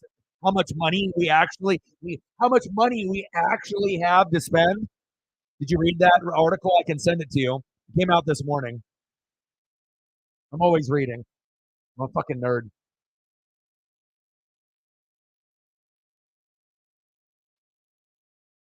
UCLA's back on. Thank you so much. I like to be able to soak in as much as I can. And if there's anything else that's worth watching on the NBA side or UFC or anything like this, let me know so that way I can flip it on.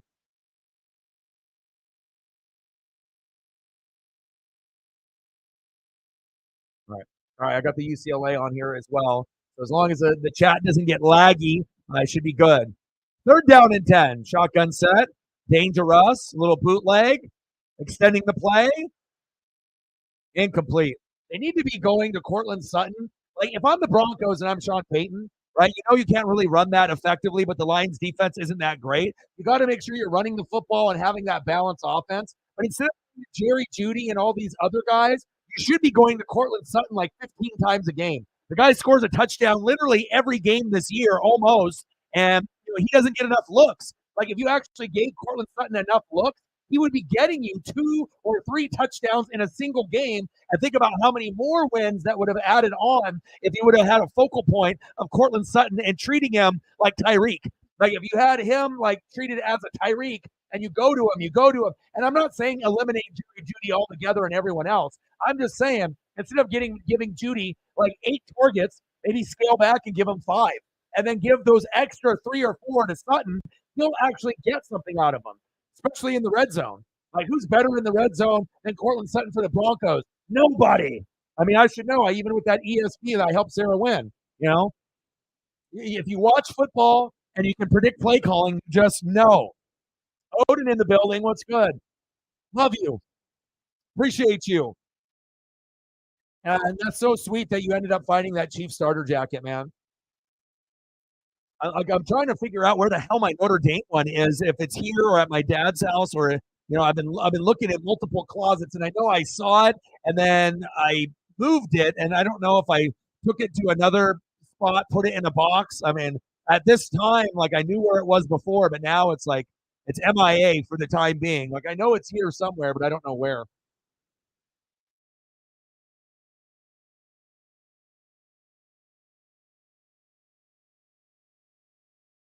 Paula Kwong and Estella, yeah.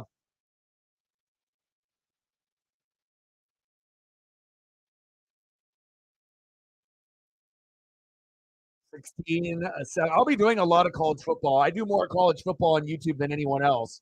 And it's not like just me doing duck games. I mean, I'll do, Pac-12 championship, SEC championship. And I'm going to be doing a lot of these. Here we go. Get them on, Raw, the damn ball.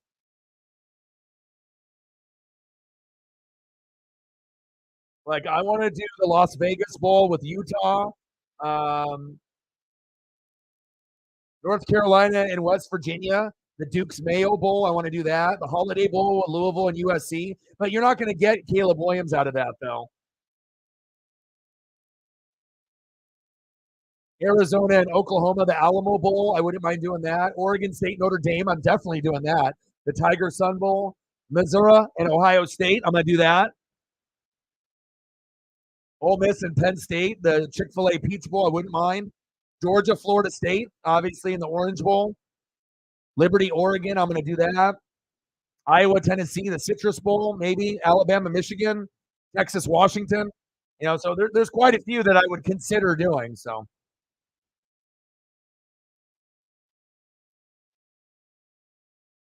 Yeah, we'll see. Reflect, how the roster gets shaped out, but it's not like I'm gonna quit. I'm still gonna go to games. I'm still gonna try to get foul balls. I'm still gonna try to, go baby, go.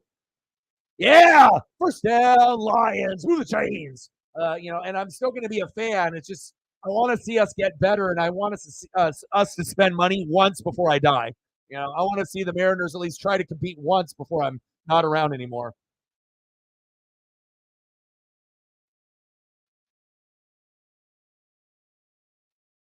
Shotgun set. Come on, Montgomery. Yeah. I mean, and the thing is Mahomes would have never lost his cool, if the team wasn't sitting the way that it is right now. The enemy, if he was there, Juju was there. I don't think that if you had those two players there, would you still have drops? Yes, but I think the discipline would be better and it wouldn't be as bad as it is right now, because right now the way that you're trending is you're going to have the most drops out of any team in the last 10 years. So that's why that you're seeing emotions, take another level. Also, whether people want to admit it or not, the Kelsey Taylor Swift thing is a distraction. It just is. They don't show her on TV as much, but the focus is taken away from the Chiefs and more towards her. So I think that the full focus, they can say, oh, it doesn't matter, but it does. Like I said, you have something like that looming over the team. And regardless if it's the Chiefs or if she's dating another player, like if she was dating like Jalen Hurts, you don't think that would be affecting fucking the Philadelphia Eagles? It would. Even if the relationship is going good, you know, not like Cardi B and Offset talking shit to each other on social media, saying how they hate each other, and then it's all for just album publicity. And when the album comes out, then everything is good and they're back together. It's all fake shit. You never know what's real and what's fake nowadays, especially with celebrities on social media. You think, oh, things are good. Oh, things are bad. And then you find out it was just fake because they just wanted to sell an album. Big facts. Your boy's everywhere on social media. I'm in the rap game. I'm in the pop culture game. I'm in the NFL game. I'm everywhere. Yeah, I can't wait for spring training. 14-0 Lions. Yeah, but you never have seen Mahomes get to that point. And like I said, it's like he hit a breaking point. It's like when I had 3 streams when I hit a 0 and a 1 and a 5.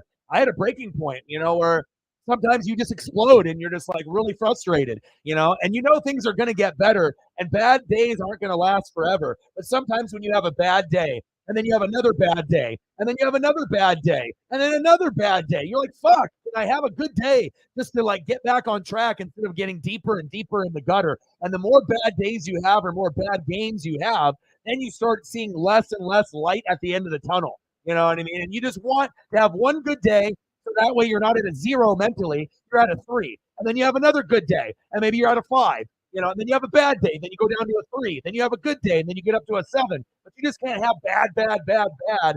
And it just got to a point for, I think, the team in general, that every big play that gets reversed, or a suspect, a play call or a suspect penalty, this or that, it's going to be magnified times 1,000 when things are going bad all year.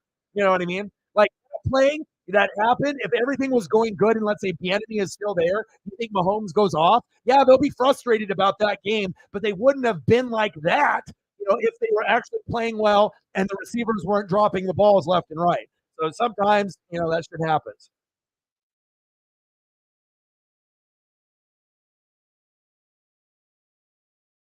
Reflect with a 3-year. Iron Claw, yeah, of course. Bang, bang, bang, boom, boom, boom. Bang, bang. $3 holla. Yes, I will. Anything that's wrestling related, I'm a path, bro. You know, like charisma, the people with the charisma, Riz, psychopath, path. That's me, dude. Like anything wrestling related, wrestling documentary, Beyond the Mat, wrestling, 30 for 30s, Ric Flair story or movies. I'm all over that, man. I'm all over that. Like Preston's favorite thing is Kevin Nash and the Click. Watching the Kevin Nash podcast, that's his favorite thing. He loves Kevin Nash just as much as me. You know what I mean? And that's like his thing. He's actually even signed up for like the special Kevin Nash, kind of like the thing that you were saying for like being a member, and then you can actually get your questions answered from Kevin Nash directly if you end up joining that like members thing. It's probably cost Preston like $10 a month or something like that, but he don't care. Just to be able to interact with Kevin Nash is a dream come true. And obviously, you have Kevin Nash had Scott Hall alive still. Scott Hall would be on that show too, and then I probably would be paying to be a part of that show too. Because I'm a big, big Outsiders and a big NWO fan. Because when you're NWO, you're NWO for life. New world order for life, brother. Oh yeah.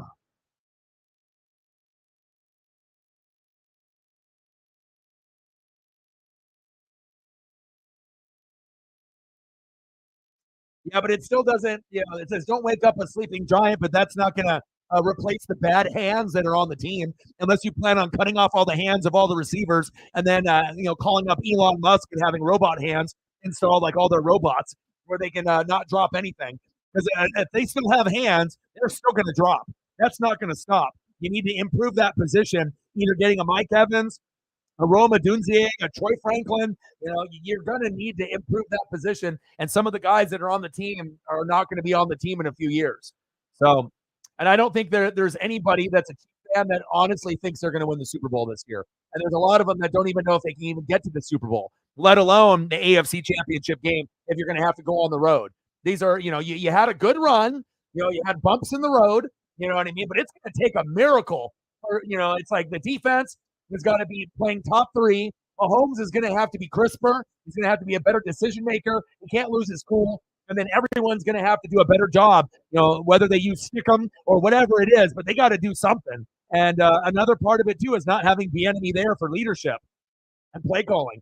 I feel that is still a big thing because Nagy is not a good play caller, and then Pacheco is injured on top of that, too, you know. So it shows you, if you don't have, like, Pacheco was like the one bright spot for the Chiefs this year. It wasn't Pat. It wasn't Taylor Swift.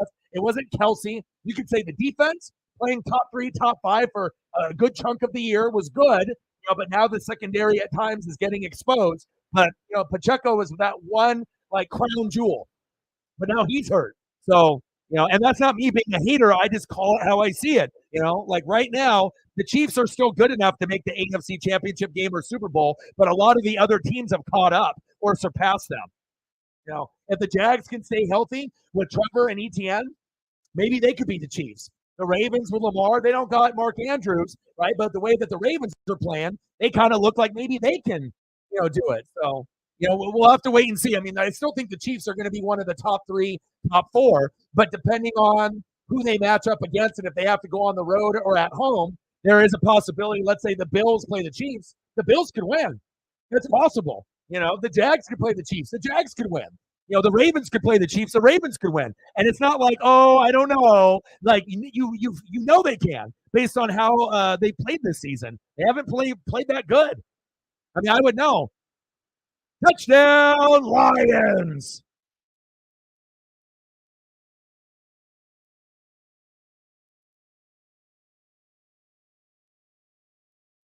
Amon, Ra, St.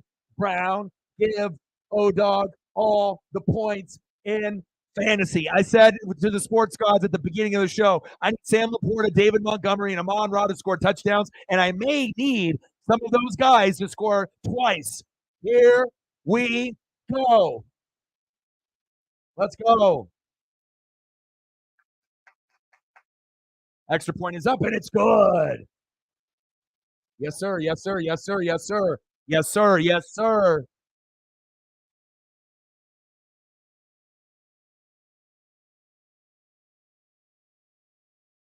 One of the most consistent pieces in fantasy, Amon Ra St. Brown. And that's why I drafted him. I could have went for a big running back, but I decided to go Jay Jetta and then Amon Ra. And, I'm getting a chance to use both of them, even though I still don't trust Jay Jetta. I don't trust Mullins or Dobbs. I trust Cousins. But at least he ended up putting up almost 16 instead of a 5 or a 6. So I got to give him that.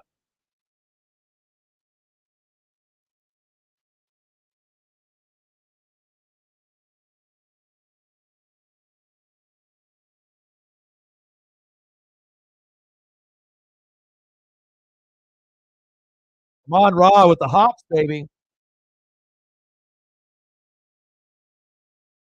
Let's go. Fantasy, baby. I got 3. I mean, I'm the only one in the playoffs that's got 3 on one team. I'm pulling the Shepherd Williams, and a lot of times, it ain't gonna work, unless the team does well.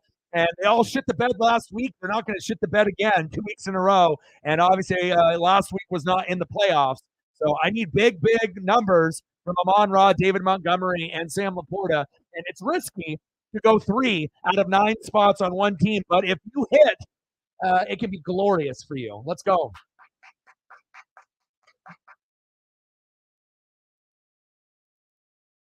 Chris in the building. What's good?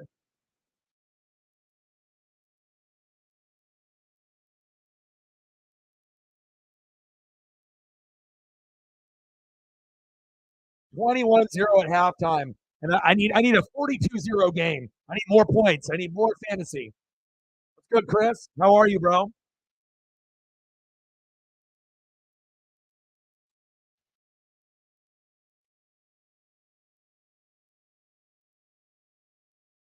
Thank God for Amon Ra. They were late. And then that dive over the top was pretty.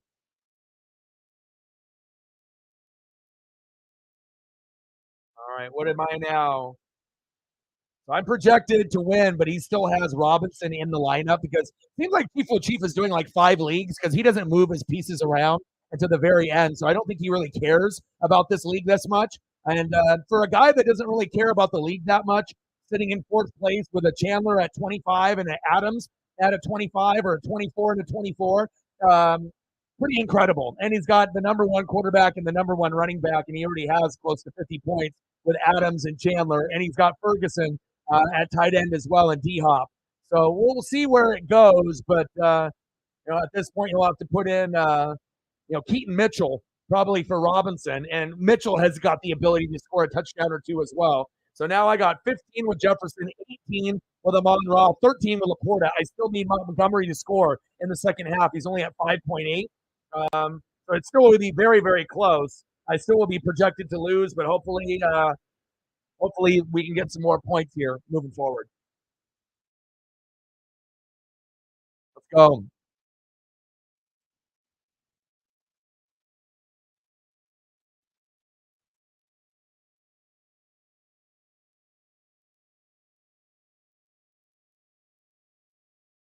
All right, let me know what you guys want to do for photos for the people that have donated and whatnot. Let me know. Just comment below.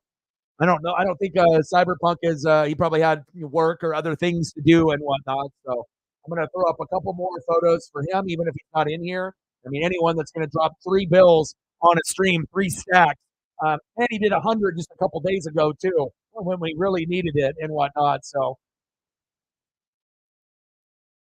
never count me out, But again, it definitely makes me nervous. The real fuck up will be if I fucked up and I should have started Deontay Johnson. I almost put him in, but I said, I don't know, 10 to 12 points. He ended up getting 16, and hopefully Mike Evans gets just as many, 16 or more, or at least 15 or 16. Otherwise, that could be the end of me. But it's best of 2 weeks. But I still feel good about Hal, Rashad White, Mike Evans, Dolphins D, and Cairo Santos. So, but it just sucks that I'm not going to be able to use Mahomes at all unless I play you in the championship, reflect, and he plays the Chargers. And that's the only team Mahomes can play against where he can actually throw up 30 points in fantasy. Last time he played them, he got like 34. So if I end up playing you in the championship, I'll probably play Mahomes. And if Mahomes can get me 34, 35, I might be able to beat you. But we'll find out. But, I mean, unless I decide to go Sam Howell instead, but I highly doubt it.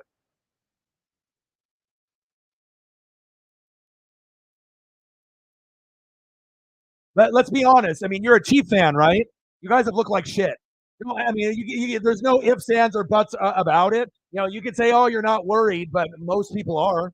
You guys haven't looked good. And regardless if you've only lost by 7 points or less, most games are decided by 7 points or less. But the flow of the offense hasn't looked good. The wide receivers haven't looked good besides Rashee Rice. The offensive coordinator sucks. Nagy is not Eric Bieniemy. The bright spot is the defense, and the bright spot is Pacheco. And now Pacheco is hurt.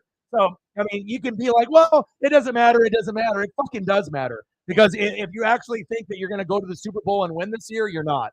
I mean, that's just not me being a hater. It's me being honest. Like I said, I don't know who's going to make it out, of the AFC, but again, if you guys make it, you're not beating the Niners or the Eagles this year. And I don't even think the Eagles can even get there. They might, they got the hardest schedule in the NFL, but I mean, to me right now, it feels like it's going to be Ravens and Niners unless there's serious injuries, and we'll see what happens there. Anybody can beat anyone on any given Sunday, Monday, or Thursday, but this is the worst that we've seen the Chiefs in, 8 years? Like, this is the worst that we've seen the Patrick Mahomes era, and it's not necessarily all Pat's fault, right?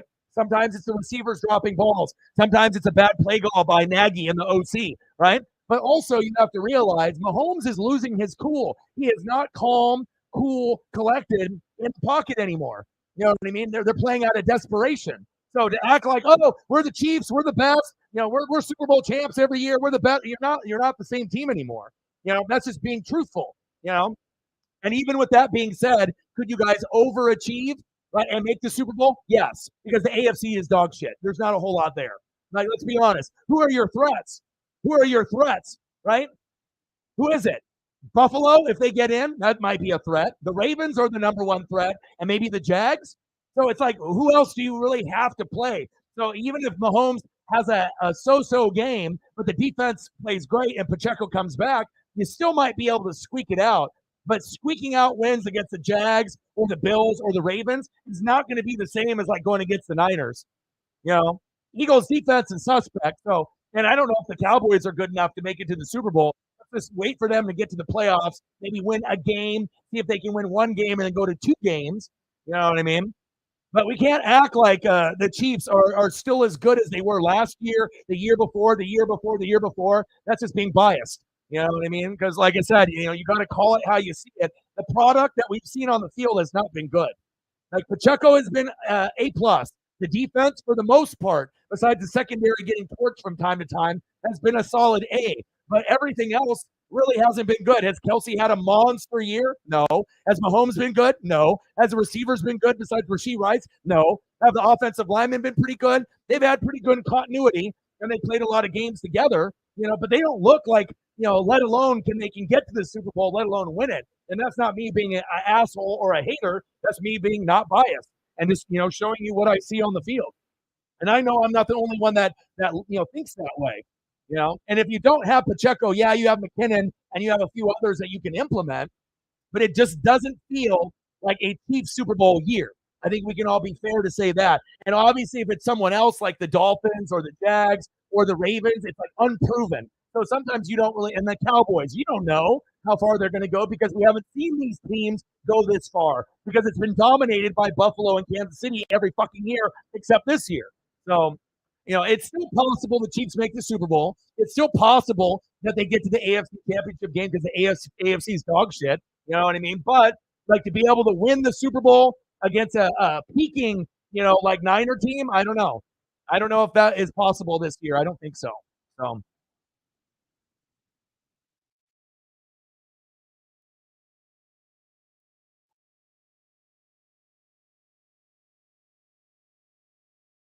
And there's a difference, I mean, if you look at the pecking order, so you got Niners, right?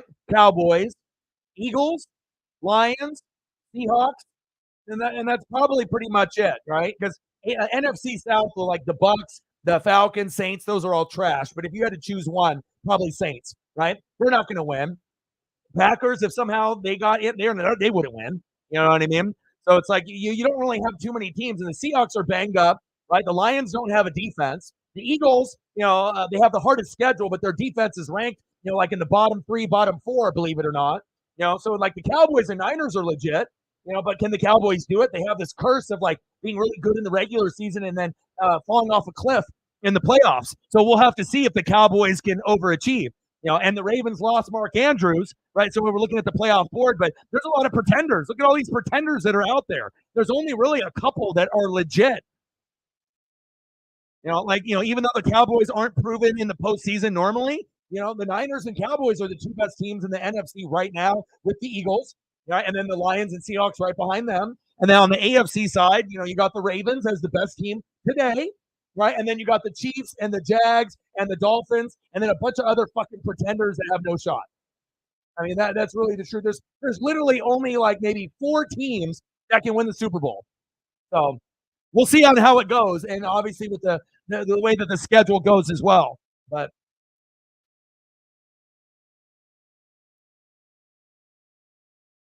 this seems like a very biased statement. This is like a bunch of what ifs, you know. And the offense has struggled. Is that the word that you want to use? Struggled? No, no, no. They look like shit.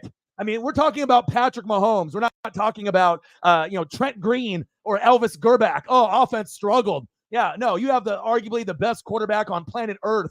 Struggled is being tame about it. They have not looked good this year whatsoever. I mean, I should know I have Patrick Mahomes in fantasy. I drafted him in the third round. I haven't been able to use him almost all year. Okay. I get first, second, and third every year in fantasy. I never lose. Okay. I've had to use Sam Howell and Joshua Dobbs, who's no longer even fucking starting for the team, which I cut last week. I've had to use guys like that over Patrick Mahomes. What does that tell you?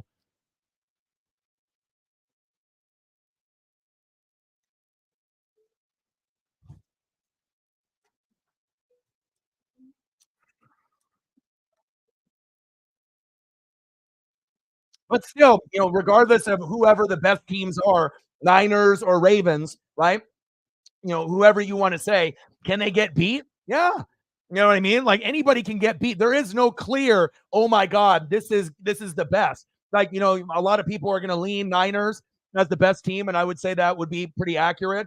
And then if you want to go with the Ravens and the AFC today, yeah, those look like the two best teams, and that kind of feels like to me where those two teams are going to probably match up. But we don't know if Lamar is going to play good in the playoffs, right? And we don't know how the Niners are going to play. We assume that they're going to be hot and healthy, but if they have an injury to Kittle or Run CMC or Purdy or some of these other guys, then it's going to end up, closing the gap.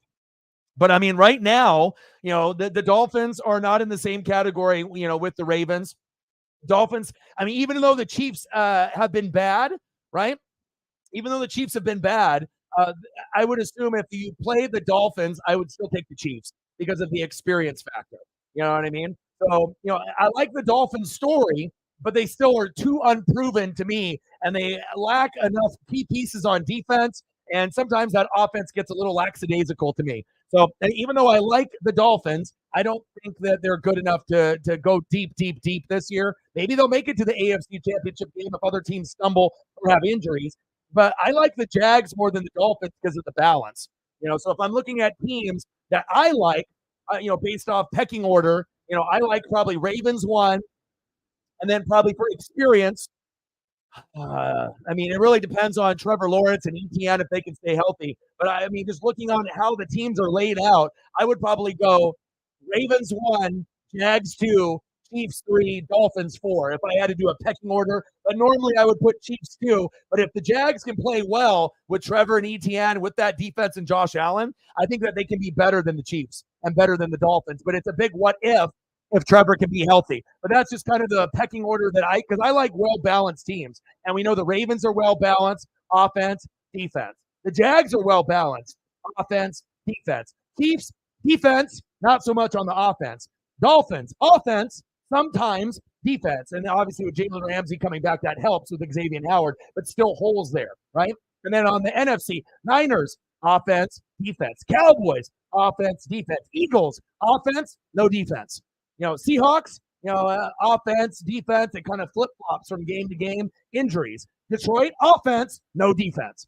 So, you got to be able to look at teams, and when it comes down to teams that have balance, those are the teams that are going to go further, unless, you have Eric Bieniemy, Juju, and those guys are there, less throws to the guys that are dropping, and then maybe you could survive and, beat the narrative. You know what I mean? But it even shows you could still beat Patrick Mahomes, Andy Reid, and Travis Kelce, and you finally got to a point where, whether they want to admit it or not, that Juju didn't matter, or Bieniemy didn't matter. Bieniemy made Sam Howell better, but also, it's the play calling, the confidence of the squad. And Pacheco has been a dream come true. He is a national treasure. He's a gem. I love him. The defense has been great with Chris Jones, even though the secondary gets exposed from time to time, but who doesn't? But this isn't the type of Chief team that we are used to seeing. You know what I mean? Like, if it's any other team, we don't say anything. We're like, well, Ravens are up and down, Jags are up and down. But when you're known as, like, arguably the best coach, Andy Reid, the best tight end, Travis Kelce, the best quarterback, Patrick Mahomes, and you play like shit, people are going to talk, right? And we have a right to. You're going from the best, and then you're not really doing that well. So, Megan with a tour. Bang, bang, bang, boom, boom, boom. Bang, bang. $2 holla. 7-0 over the Penguins. Wow. James in the building. What's good? Okay, but see, this is the thing of you being biased. Okay, you're a Chief fan, and that's completely fine. You're like, look at his stats: 3,398 yards, 23 TDs, 93.3. Not as good as the past, but better than a lot of other quarterbacks. But the thing is Mahomes is not compared to any other quarterback. It's him. He's comparing to himself. He's the best. You're not comparing him to Burrow or Herbert or Allen or anyone else. He's in a category of his own. He's the best. So like I said, when he does shitty, you have to be able to be real about it. You know what I mean? So, yeah, he might still be doing better than others, but for the Patrick Mahomes, it's like, Jordan Michael Jordan is a symbol of greatness. Patrick Mahomes is greatness. And when you don't get greatness, you have to be able to be real about it. You have to be able to understand it's okay to be like, yeah, we kind of suck. You know what I mean? You got to stop making excuses and just come to the realism that, yeah, they're not good. And Nagy is not a good play caller, right? The offensive line could be better. Lots of drops at the wide receiver position. You know what I mean? You got Andy Reid, you got Kelsey Mahomes. Of course, you're supposed to still be good. You know what I mean? And you're going to still be better than other quarterbacks. But I mean, what other quarterback are you going to compare to Patrick Mahomes? What, Joe Burrow? Injured. Who else? Josh Allen? You know what I mean? Like, who else are you comparing to? Jalen Hurts? Lamar? Like, who are you comparing to? Mahomes is in a category by himself. Come on, man. Come on, Kenneth. Don't be a homer, bro. It's okay to admit that they're not very good this year. You know what I mean?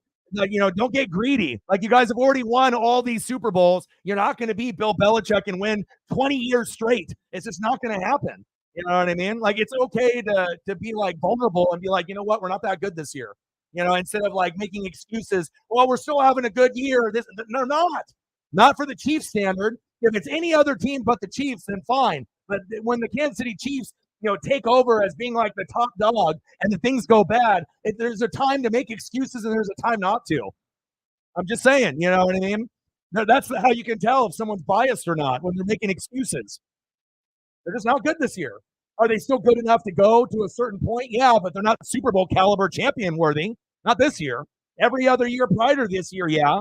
But nothing on film and out of all the games makes you think for a second that they can win the Super Bowl this year.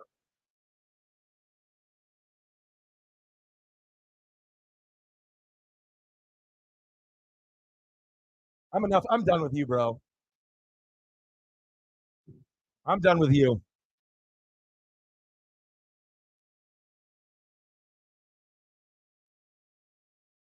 You want to be biased and be like that. You can go spit that garbage somewhere else.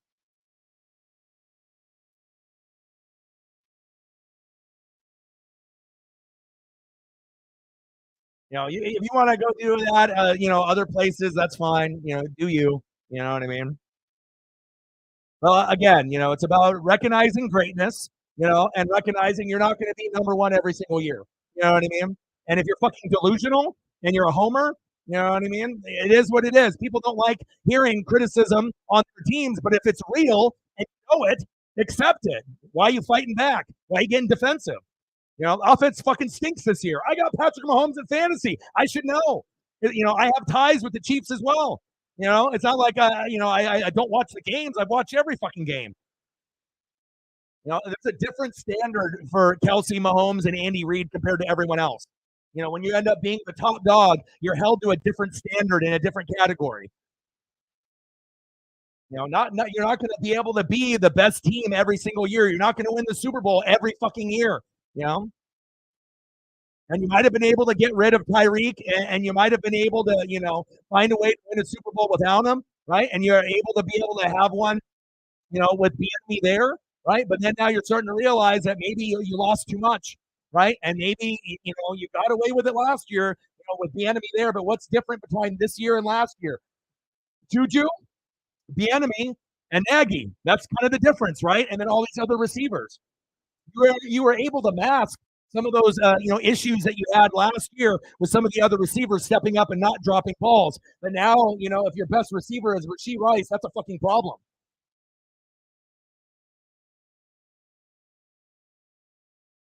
Second down and 4. Play action fake. Russ. And complete.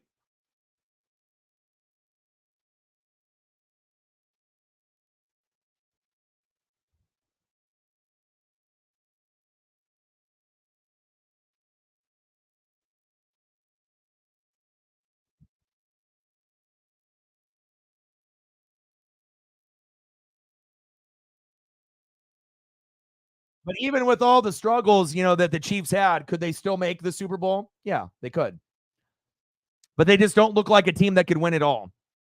I think that's pretty fair to say. You know what I mean? There's teams that look much, much better. Even with the Eagles' problems, on the defensive side of the ball, more people would say, yeah, the Eagles, even with their defense being suspect, that they could beat them. The Niners look like the best team, and obviously the Ravens look pretty damn good. But once you go to the playoffs, everything changes. And that experience comes in, and that will definitely help. But based on the product that we've seen on the field, we've seen some good football and we've seen some bad football this year.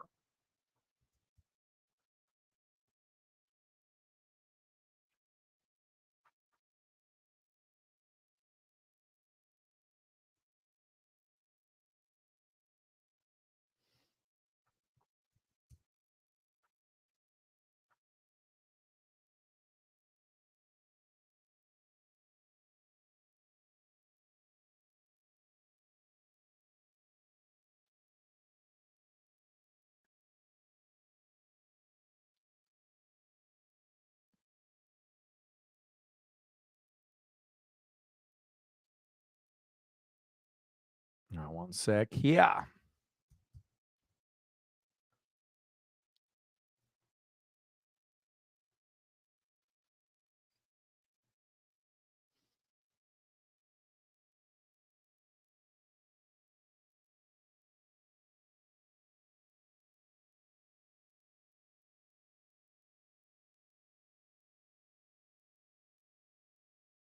21-0 Lions.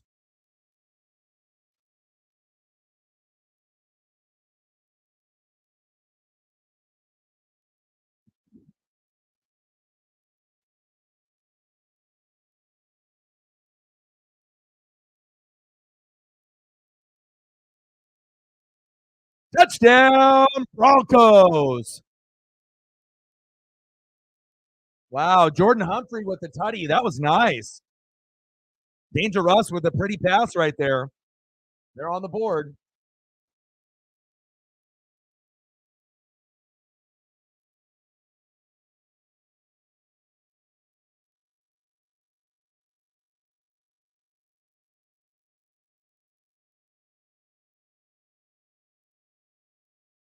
Oh, it's under review. We got Kings and Kraken starting off here pretty soon, too. I should probably flip that on at some point.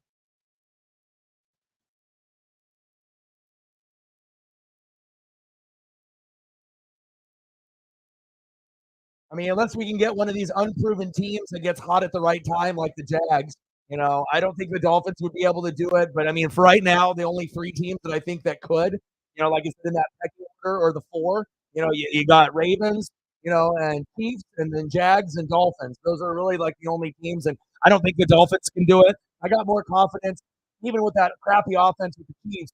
I think I got more confidence in the Chiefs and the Jags, and obviously the Ravens being at the top spot. But again, it really depends on how you finish the regular season and if you can be hot and healthy. And a lot can change between now and then the first round in the playoffs. So, I mean, based on how the teams are playing, Chiefs aren't as good. Jags have injuries. Dolphins, look a little bit suspect and can't really beat teams that have a 500 record. So it kind of feels like if it were to stay where it is now, that we would get a rematch of the old Super Bowl and we would have Ravens and Niners. But we have to see if there's going to be any injuries from now until then and who's going to get hot and healthy. So, but Ravens Niners would be a hell of a Super Bowl.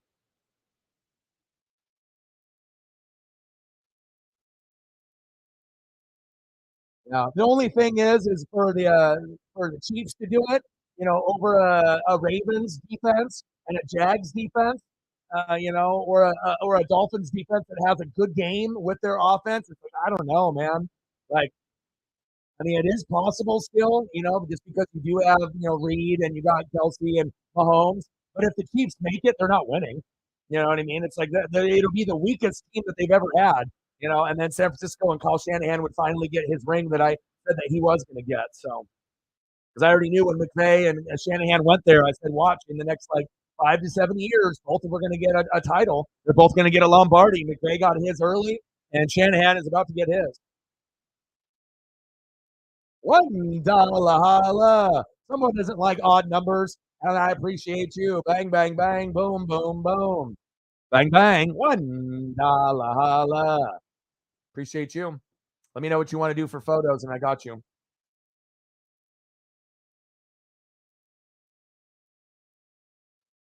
Reflect with $1.49.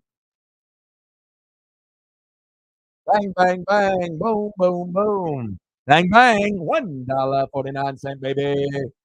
Bang, bang. Appreciate you.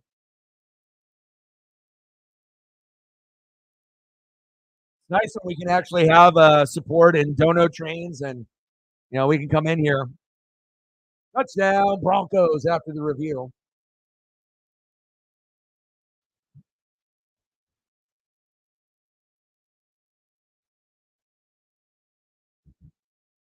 No, I'll get you some hack.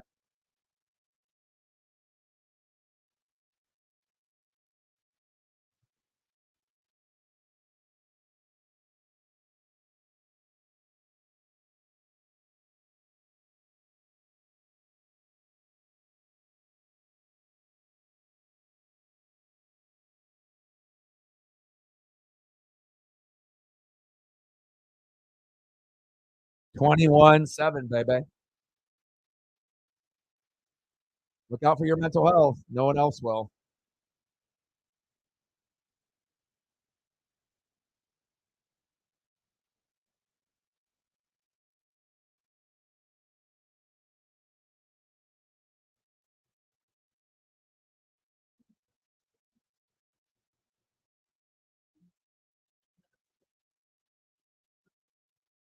Try to find you some different ones.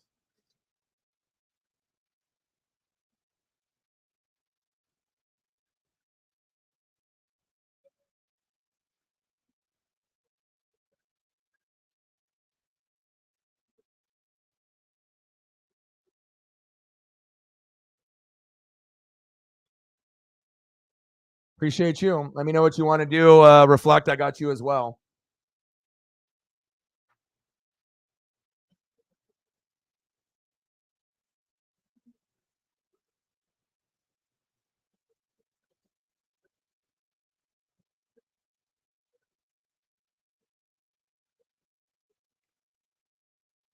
Reflect with a 3-year. Appreciate you. Bang, bang, bang. Boom, boom, boom. Bang, bang. $3 holla. Appreciate you.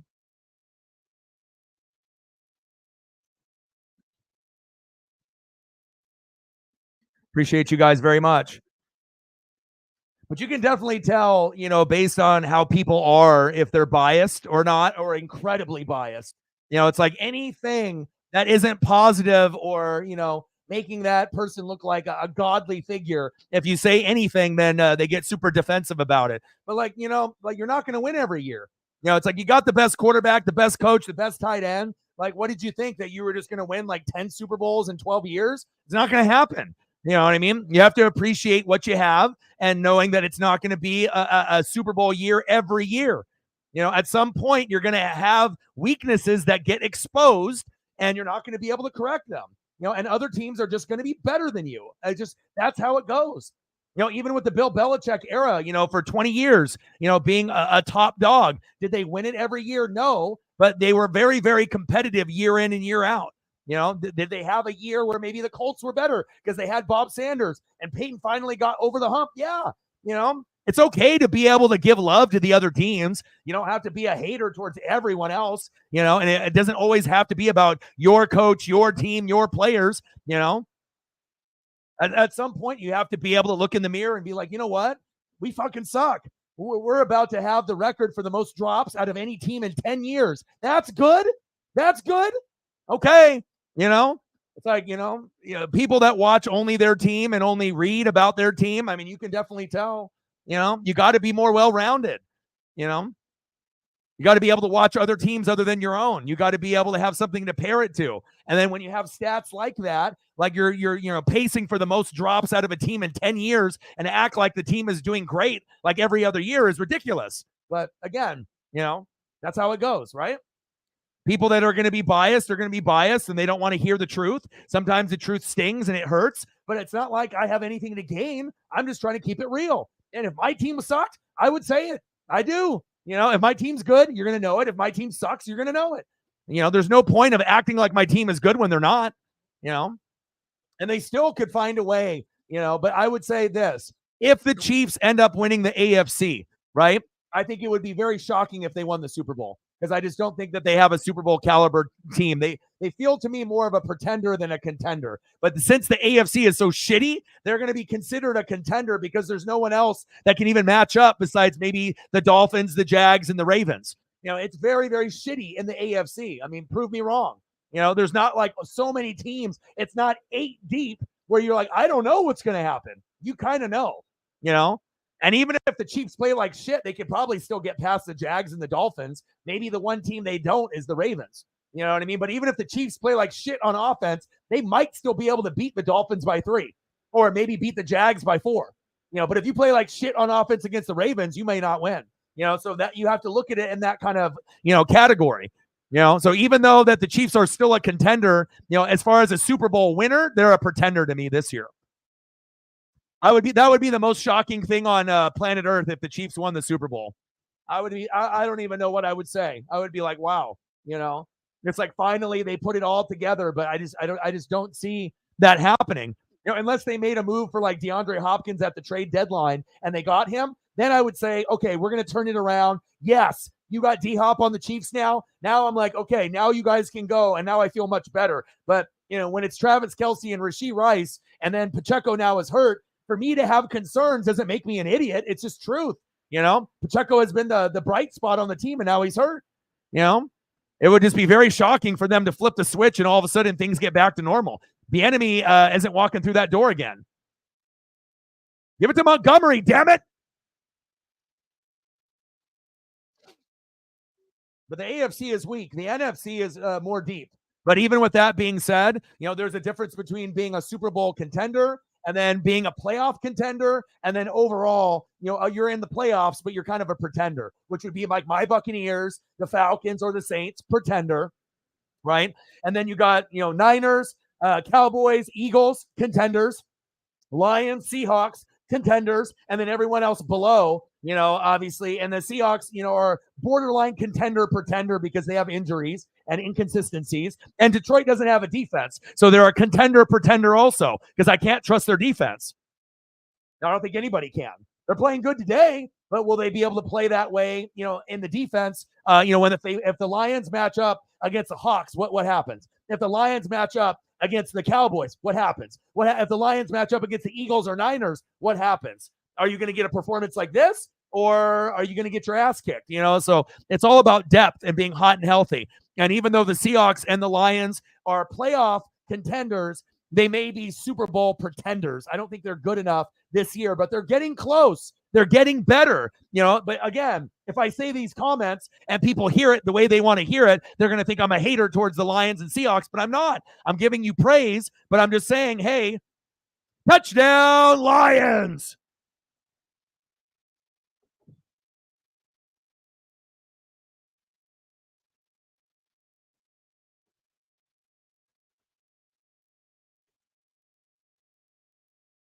Let's go. Let's go. Let's go, baby. I told you I needed those big, big points. Sam Laporta, baby. I still need the Montgomery points, but I'll take that. I told you I need high 20s, and I got it. You know what I'm saying? But people want to hear what they want to hear. I like the Hawks. I like the Lions. But if you're looking at the depths of those teams, there's just still a little bit missing.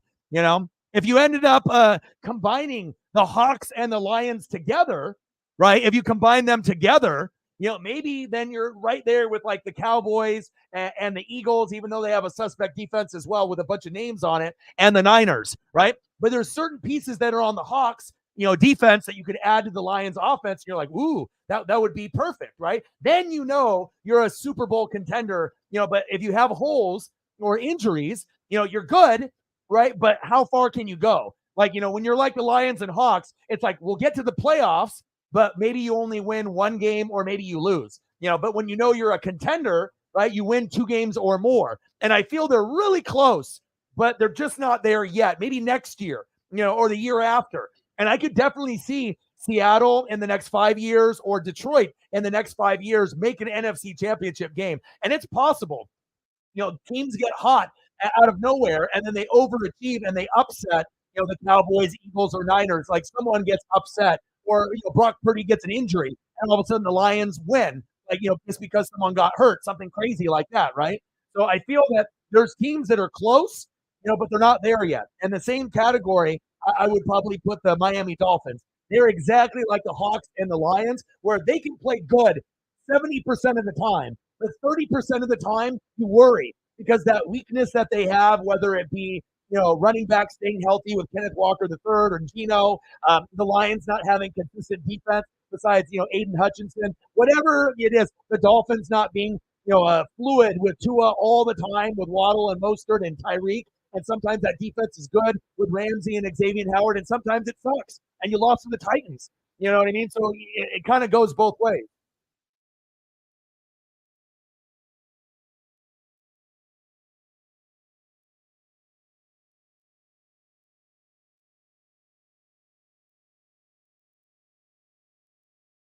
Sam Laporta, baby. The sports gods, they listen. They're like, O-Dog needs like 20, 30 points out of Laporta. You're welcome. We've got 20.6, so I'm on Raw with 22.2. Now I need Montgomery to get me at least 10. He's got 5.8, so Laporta is the first tight end since Jeremy Shockey in 2002 to have 70-plus catches in his rookie season from Sarah. That's awesome. Fire.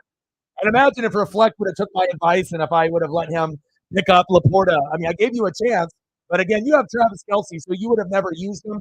I needed him because maybe the sports gods were like, okay, Laporta is going to be good this year. He's a rookie, but take a chance. You're going to have a guy get hurt later. You're going to want to get him now, right? And Mark Andrews did get hurt, so at least I still have a top 5 tight end. It may not be as dynamic as a Mark Andrews week in and week out, but most games, Laporta comes to play.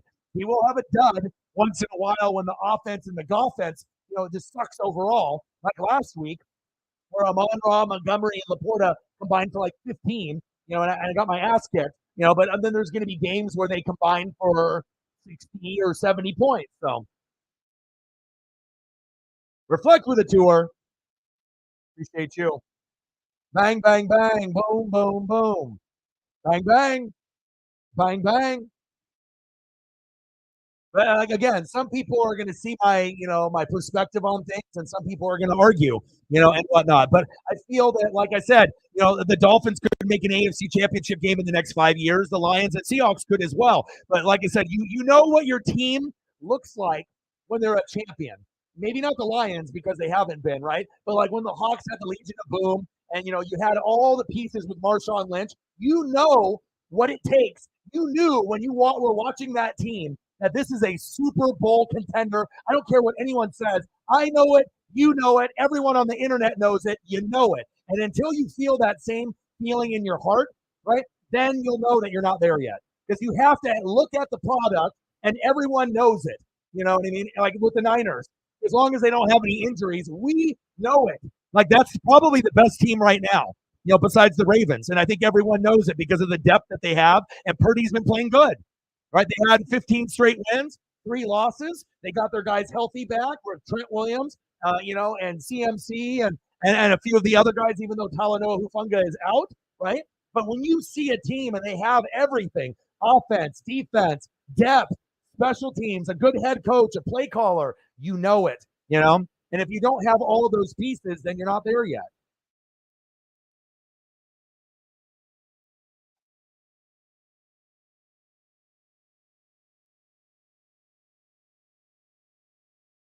There you go.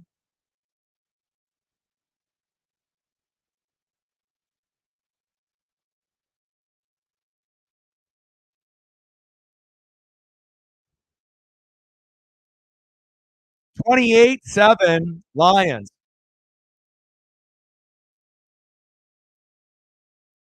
I mean, I'm trying to make people smarter on the channel, not dumber. Yeah. If you want to be a hater and you want to be biased and you want to be dumb, you can go spit that shit any other channel on YouTube. There's plenty of channels that will accept you. They'll accept anyone with any opinion, either smart or stupid, or biased or not. First down, Broncos. Move the chains. I mean, the bottom line is some people know football, some people know sports, some people don't. That's just the bottom line. And if you wanna, you wanna go spit that, you can go spit that on any other channel. Lots of people love to be able to argue with other people, whether they know sports or not. And I don't want to make the people that come here any dumber than they already are, which they're not. We want to make sure that we're not biased, we're not haters, and we're just gonna be able to call it how we see it.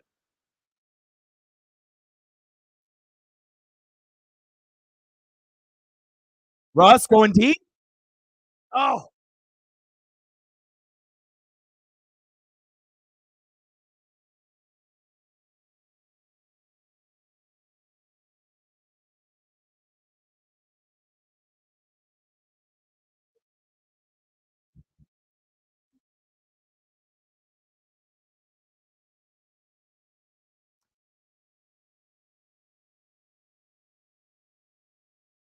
must have been his girlfriend.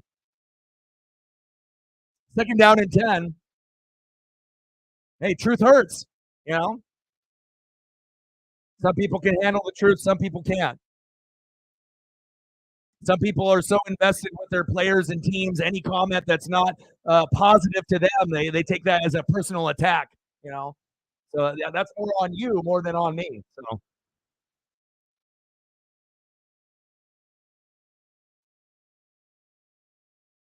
second down and 10 with a little timeout for 5:16 UCLA. Boise State is still ahead, right? Cracking her up. Nice.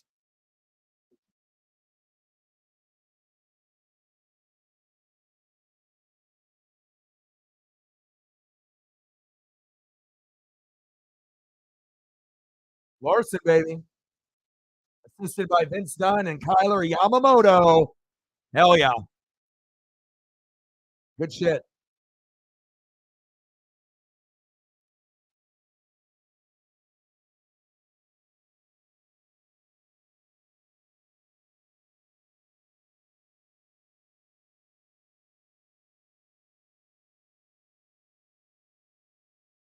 Plus, so many people are fake out there, anyways. People that are fake like watching fake people. That's why a lot of people have a problem with me because they know I'm real and I just call it how it is. And people don't like that. You know what I mean? They don't like being considered wrong. They don't want to, be considered biased. And this and that. So, it is what it is. I mean, if you want fake content, I mean, there's 99.999% of the channels that have a bunch of fake bullshit content that you want.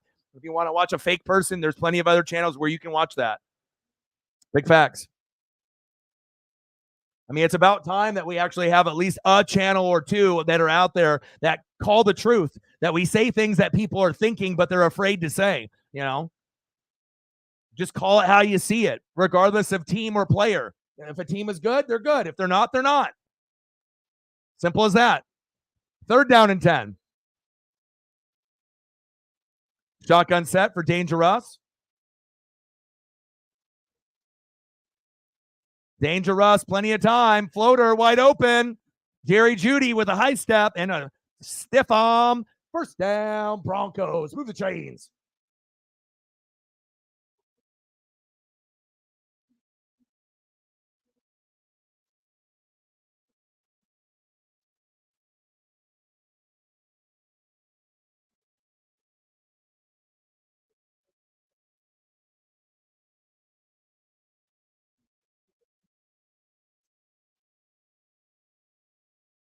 First down and 10. Less than 3 minutes to go.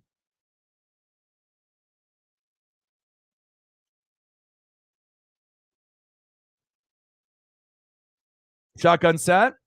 Dangerous. Blitz on the corners. Cortland Sutton. There we go. First down, Broncos. Move the chains.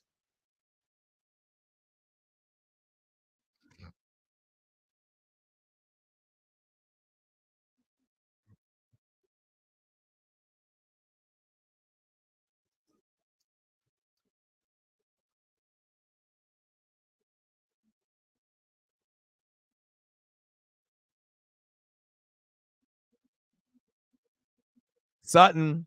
Double coverage incomplete.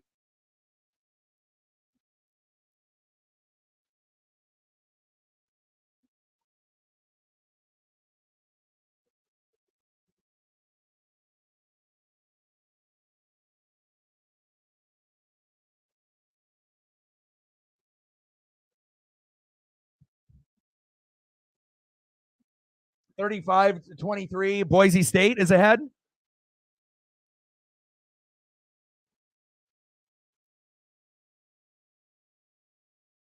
Shotgun set, second down and goal. Russ.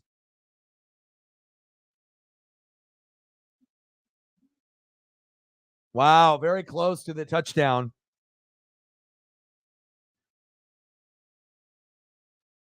Boom. That reminded me of Mike Anderson.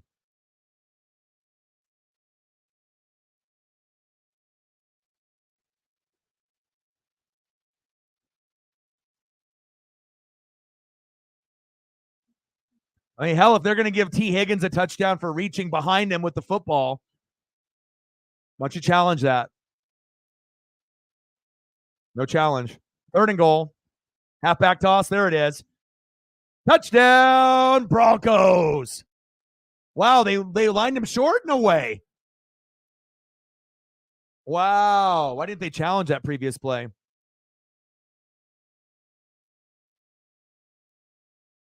Shitty blocking there by 82. What are you doing? He is down. That's close. That might be a touchdown.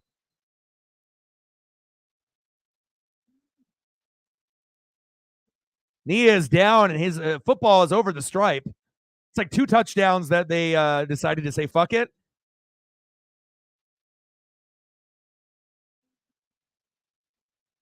Flag down.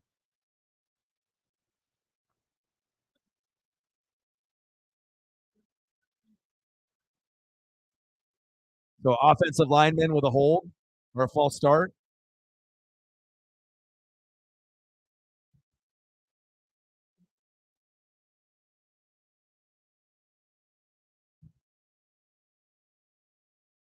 Wow.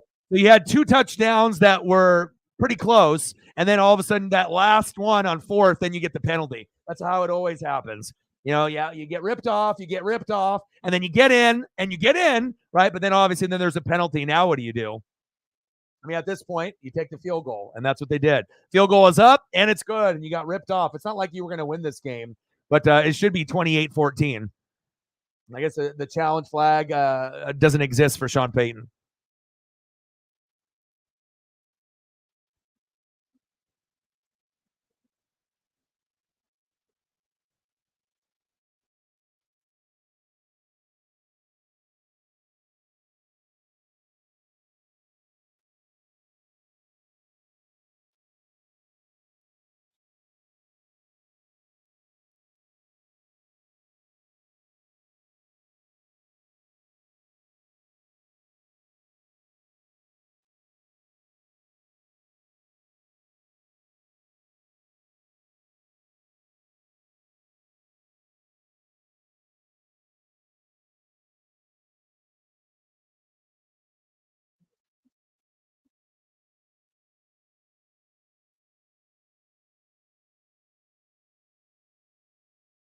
Broncos fans losing their minds.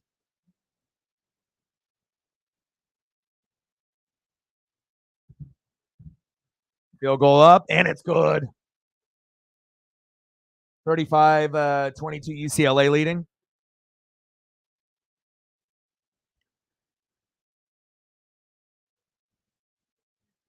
All right, let me know what you guys want to do for photos for Megan and Reflect.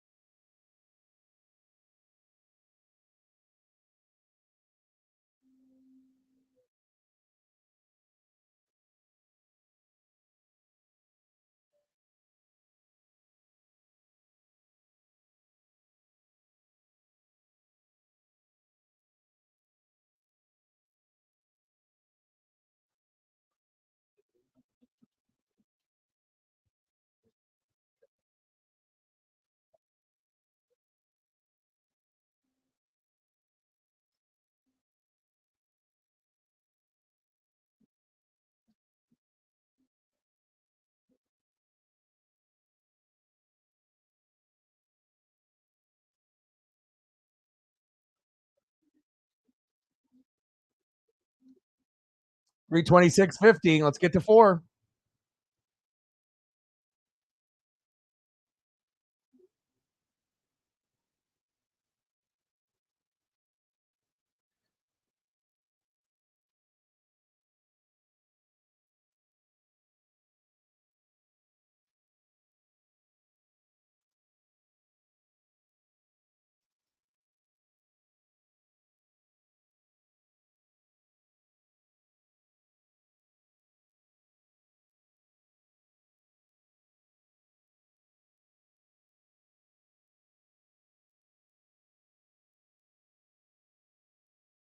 Appreciate the two of you.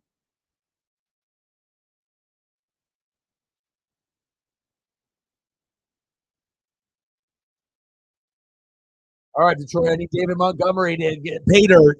I need a touchdown with Montgomery.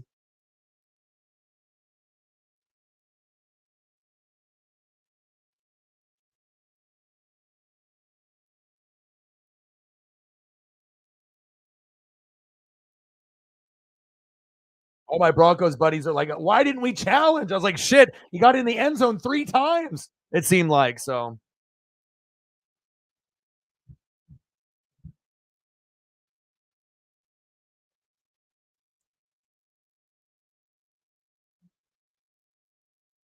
Yeah, I threw up some photos for you and reflect. Here, I'll show them for you real quick here again about before I delete them. Go Montgomery! I figured I'll throw in a few extras in there for you guys. Kenneth Walker the third, love him. Tyler Lockett. Tyler, get to the door and lock it, baby. A little Gino. So fresh and so clean. And then a little bit of Pete. Pumping the fist. And a little close-up. Handsome guy.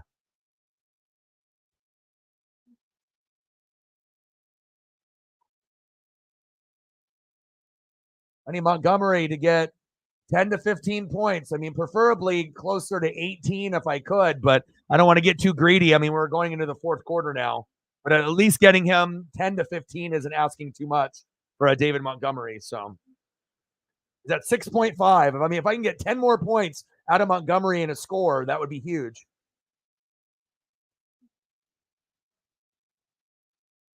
Montgomery, 6.5. Jay Jetta, 15.4. Amon Ra, 22.2. Laporta, 20.6. So I'm doing all right.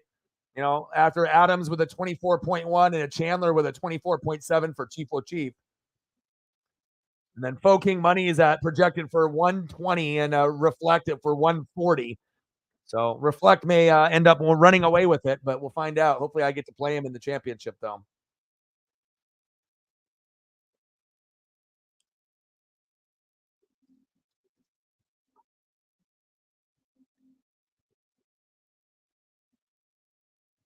Yeah, but I don't really worry too much about the people that want to argue or troll because bottom line, 99% of those people they don't sub, they don't like, they don't share, they don't donate. So what's the point? You know what I'm saying? Like, are they going to be someone that's going to be an influential part of the channel? Most of them aren't subbed. They just want to be able to comment and go from that route. So if they want to do that, they can do that somewhere else.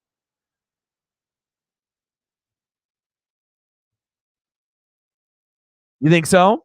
I don't know, man. Your team is looking nice. I'm jealous. I look at your team. I'm like, shit, dude. Like, I like, and then if you look at your bench, on your options that you have, I mean, you're going to, Flo King has got no CJ Stroud. He's got to stick with Lawrence and ETN and hopefully it works out. But then Chase went out with an injury. So he was only capped out at 10. He left Gibbs on the bench, which was dumb. I wouldn't have done that, but that's him. I would have played Gibbs over Cook, but that's him, not me. Hurts, Breeze, and you might end up winning the whole thing because of Kyron Williams. Sarah dropped Kyron. You should have kept him. You picked him up. And, even though D Hop, went from your team to my team to, another person's team, you still got Ayuk from Megan. And, I know where all your pieces, have been with Rice. I've had him and you got him. And, Aubrey is one of the key pieces for you. You got him when I was bouncing around from Maher and Moody. I wish I had Aubrey. So that is a nice piece. And you haven't really had to use Ford all year. He's just been collecting dust on your bench. But you got a good squad. Very championship worthy. 28-10 Lions. But I mean, it looks like that you're going to end up beating him. And then, depending on what happens with Chiefs top tier guys like Allen and McCaffrey, that'll determine if I end up beating him in 2 weeks or not. What a catch. Wow, Jameson Williams. Chief in the building. I see you, bro. I'm coming for you. I see your Josh Allen. I see your Run CMC. And you got doubled the points that you were expecting out of Chandler. So congrats on that. And Devontae Adams, you got two guys with 24. That's a great start. Yeah. You're slacking, bro. You got too many leagues that you're paying attention to, like leaving certain pieces in there. You know, I don't want to lose. If you're doing like 4 or 5 leagues and you don't really care about this one as much, I mean, I don't want to lose to someone that doesn't care about this league as much as me. I'm trying to win it all. But you got some really good top tier guys, man. And again, Chandler was supposed to probably put up 10 to 14, not fucking 24. But there you go. I know you picked him up this week. I've been following your fucking moves all year. I've been following all your shit. I've been spying on your shit, man. You got 2 guys that got you almost 50, and then you got another 2 guys that might put up 50 with Allen and Run CMC. So we'll see. I need big production out of my guys, and hopefully I can get a Montgomery touchdown here in the 4th quarter. Go Montgomery. You hear me, sports gods? 15 to 20 points out of Montgomery. I need a tutty here in the 4th quarter. Let's go.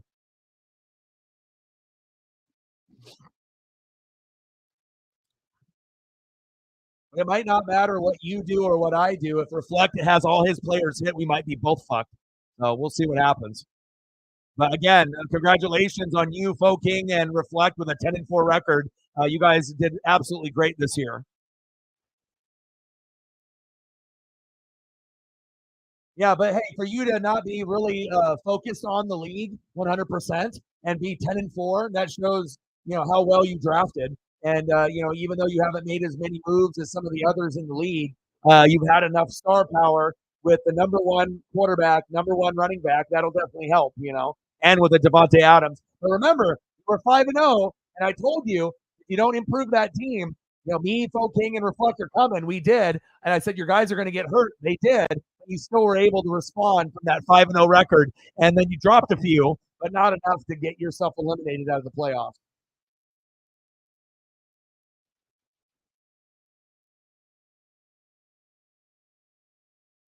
There we go, Montgomery. The sports gods are listening. See, I can't do more than one because I have to give my full attention to just the one league, because I'm on it, 6 hours a day. You know, that's why, it's painful for me not to win championships because I'm putting in more work than everyone else in every league that I've ever been in. I'm going to make twice as many moves. I'm going to be on the app, 4 times as much as anyone else. I'm going to be spying on everyone else's league. I'm going to be making sure I'm spying on your team and all the moves you make throughout the year. Everyone, So, when I don't get first place, it's a failure. That's the type of standard I hold myself to. Touchdown, Lions. And of course, it's fucking Gibbs. Motherfucker. Why can't that be fucking Montgomery?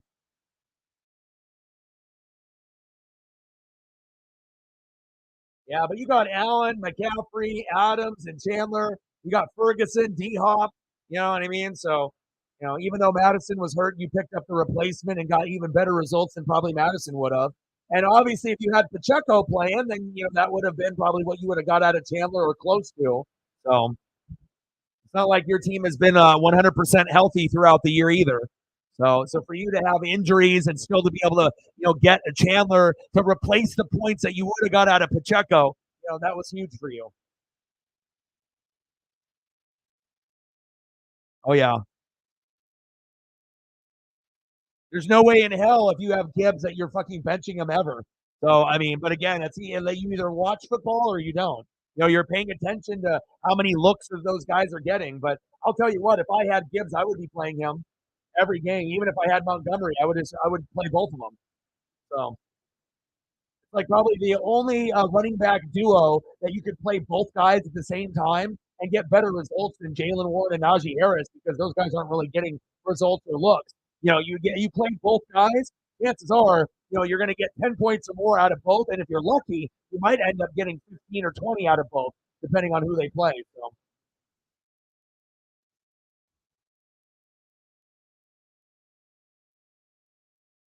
that might have been the only way that he keeps up to you. Reflect if he would have played Gibbs, but he fucked up.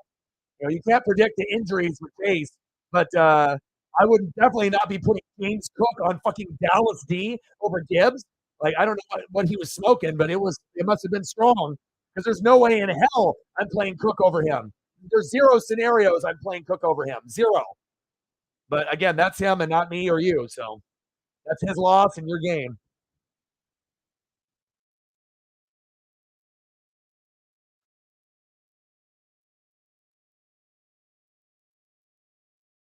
Chief, what kind of photos you want? You want some throwbacks?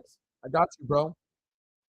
Yeah, Cyberpunk came in here and dropped 3 bills, which was really, really nice. We haven't really had big donos that often. We'll get them from like Megan, we'll get them from Reflect, Cyber, and maybe a few others here and there, but not as common as they were last year.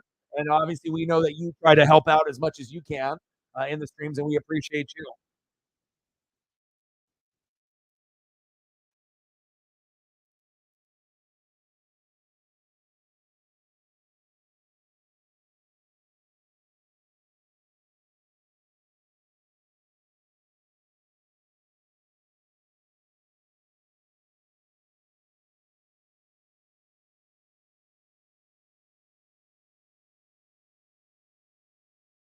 1-1.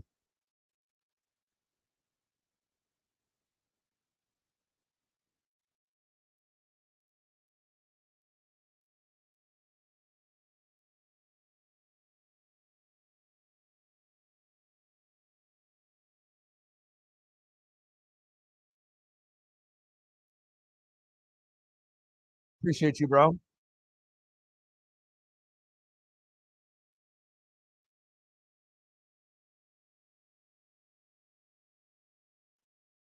Jamal Charles is always a great one. A little DT for you.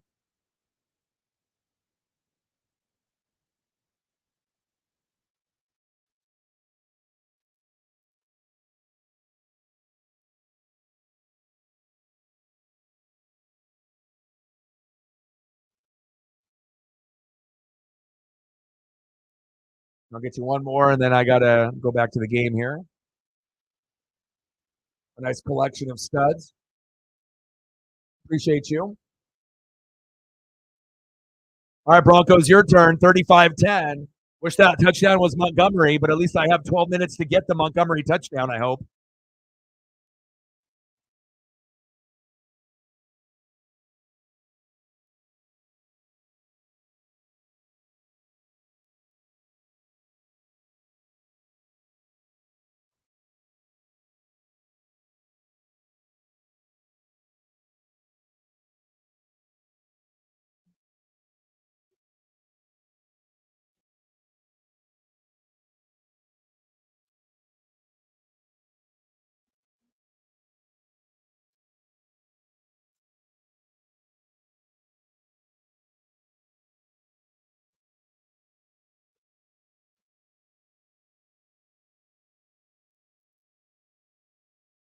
All right, one more.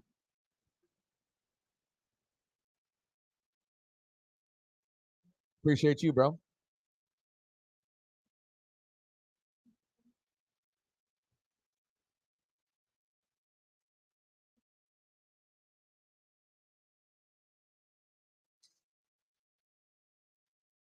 I appreciate you, bro.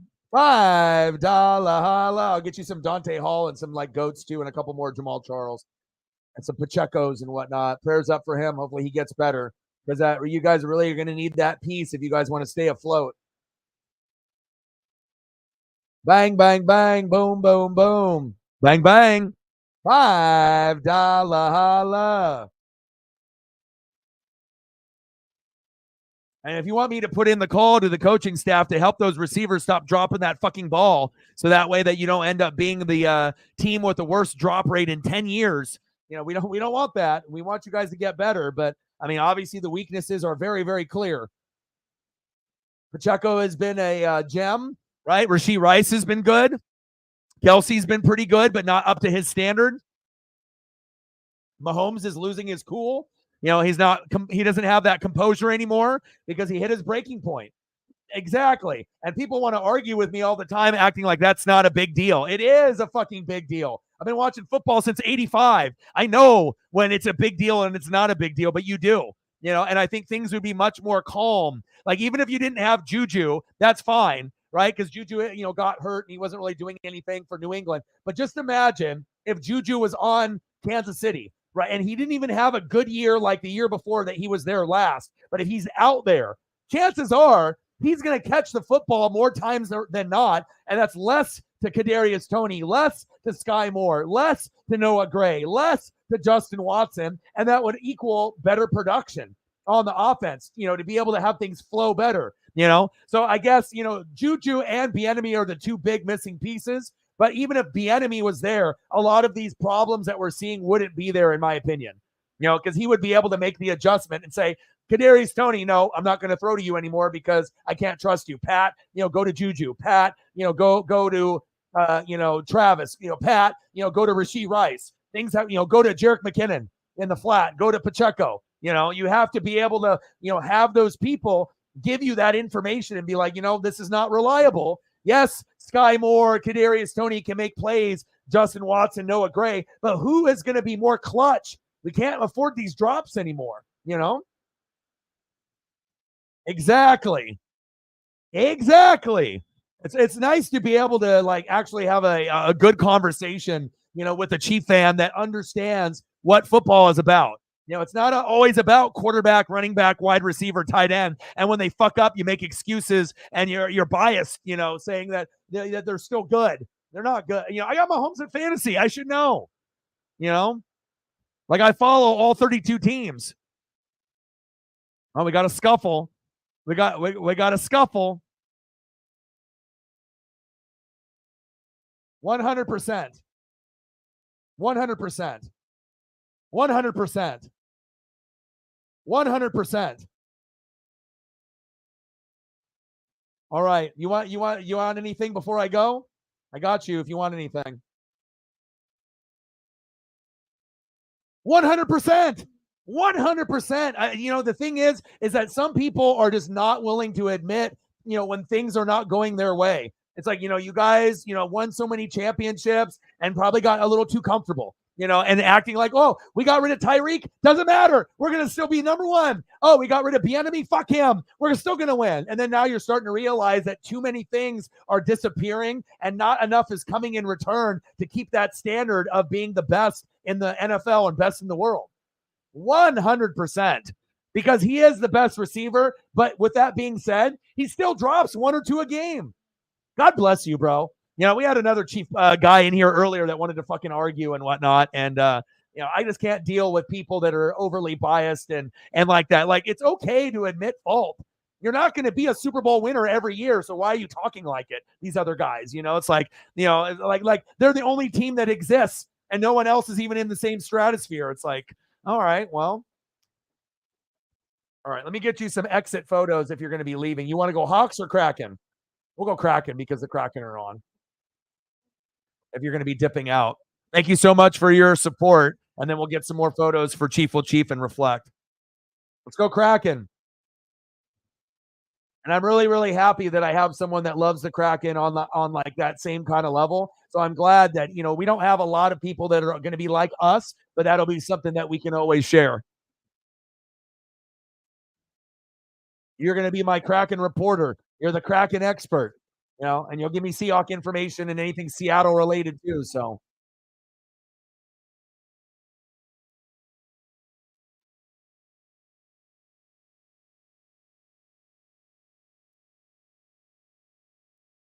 hopefully we get this win. It'll be our third in a row.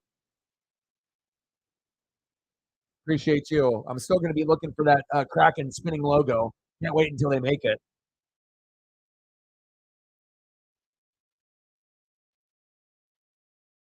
I got one more for you after this one. I got to give you the best one where he looks the most handsome, right? Goatee hack, still look good, right? Handsome guy, right? But clean shaven hack looked like a goddamn model for Abercrombie and Fitch or something. I don't know what I'm looking at. Macy's, J.C. Penney, Sears, they're not in existence anymore, but he looked like a goddamn runway model, baby. Let's go, hack. Appreciate you, Megan. Enjoy. And I'll be back tomorrow for the Ravens and Jags on Sunday night, and then the Eagles and Hawks on Monday. Let's get Chief will Chief some more photos.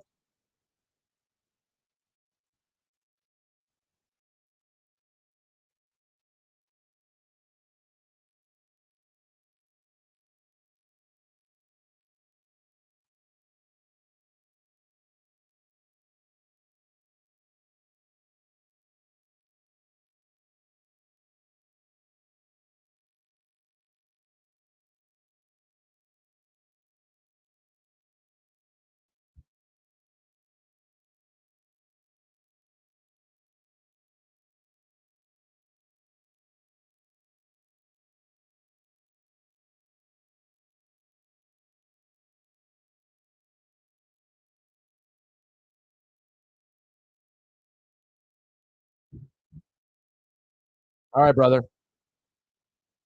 Oh, nice. I'll get you some Jimmy Butler when you come back.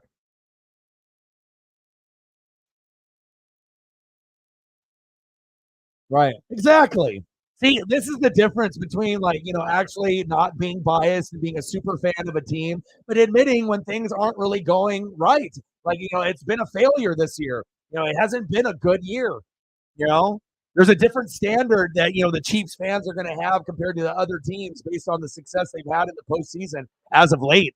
To act like everything has been fucking great this year and there's no problems and it's a bunch of bullshit, man. I can't have a fucking a conversation with someone that that sees life in that kind of way. It's like you can go have that type of perspective somewhere else.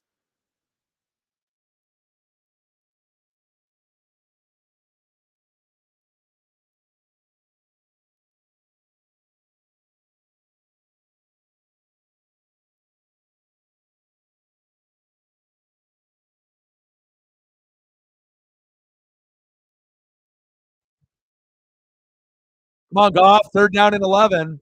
35-10 Lions. God damn it, Goff. 12 noon. You know what time it is? Time for a sack lunch. Yum, yum, yum, yum, yum, yum.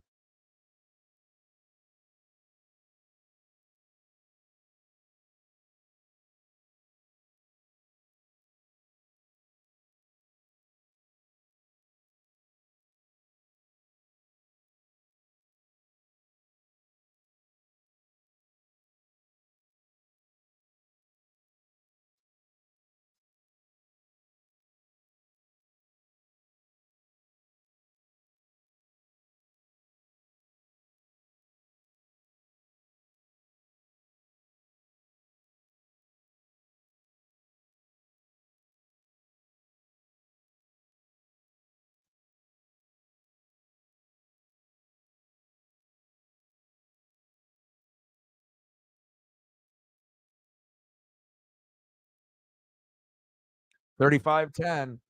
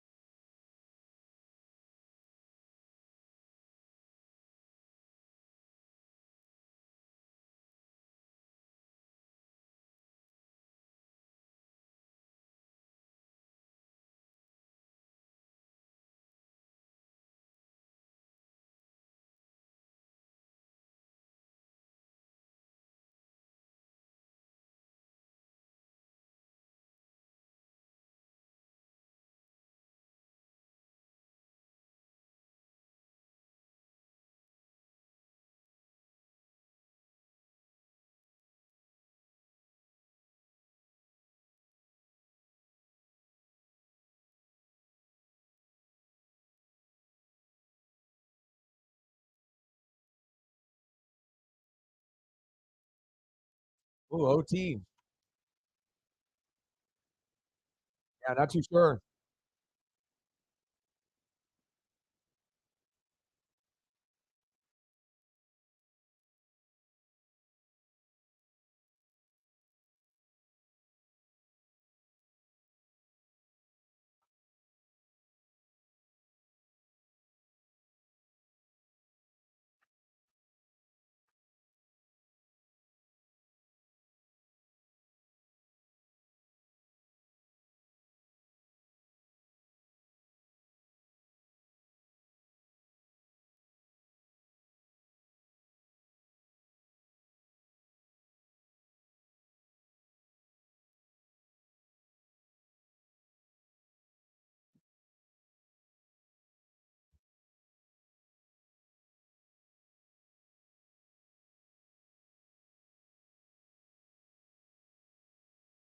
Russ, little check down.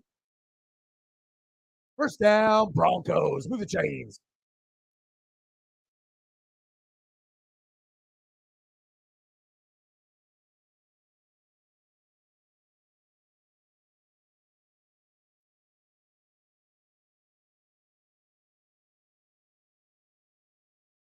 Me and Chief are literally deadlocked at 137 projected for each of us.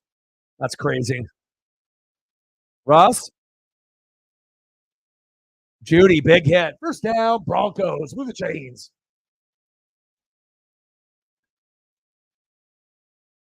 Judy is down.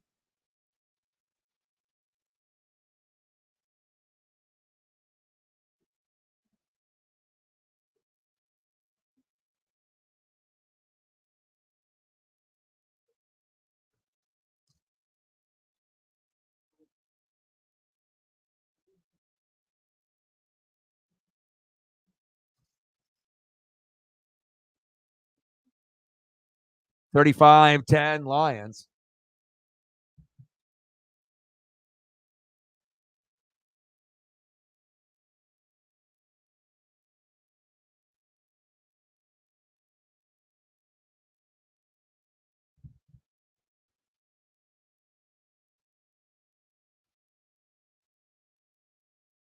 Shotgun set. Dangerous. Cortland Sutton. First down, Denver. Move the chains. Love me some Cortland Sutton. Shit, if I was Denver, like I said, I'd be giving him 10 to 15 targets every game. He's by far the best player on the offense overall. And, you give him the ball enough, he's going to end up getting you more production. And he's scored almost in every game this season. There you toss it to Humphrey. What does he do? He drops it. What happened to my hands? That could have been a target that went to Cortland Sutton. My point exactly. Come on now.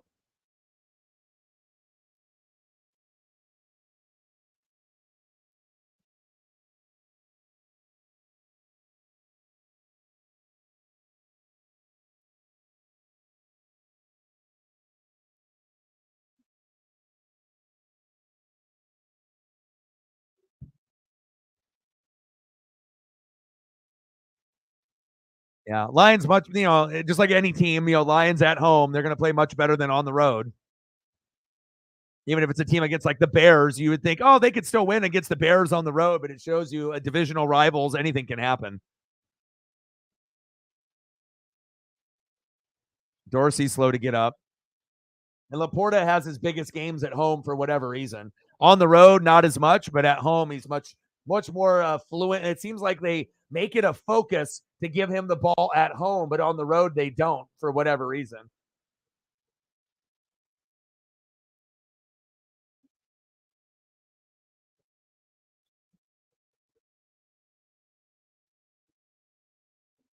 He's had one good game on the road at New Orleans with 29. 331.50. Let's get to 4. God bless Cyberpunk. Otherwise, we'd be at 31.50.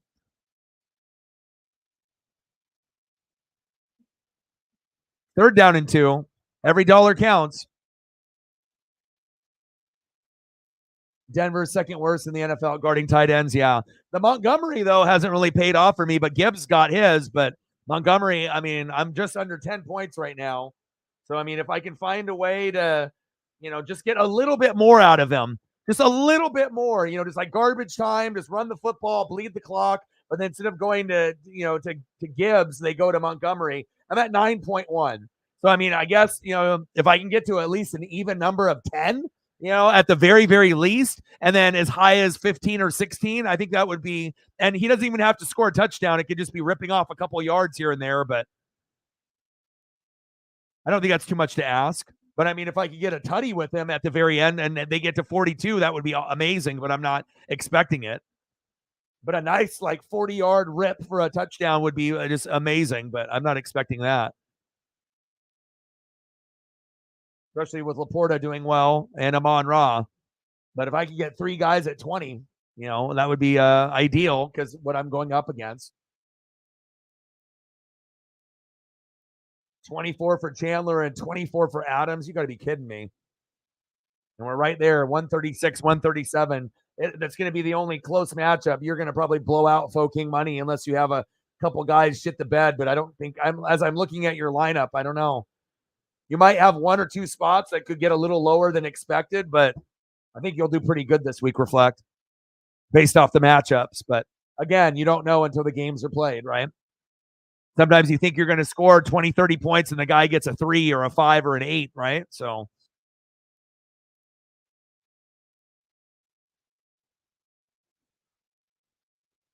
kick is up and it's good. 35-17 Lions. So if they pass the ball, Laporta and Amon-Ra. If they run the ball, they've already given plenty to Gibbs. Give it to me, man. I mean, Gibbs has got 23.5. Jesus Christ, man.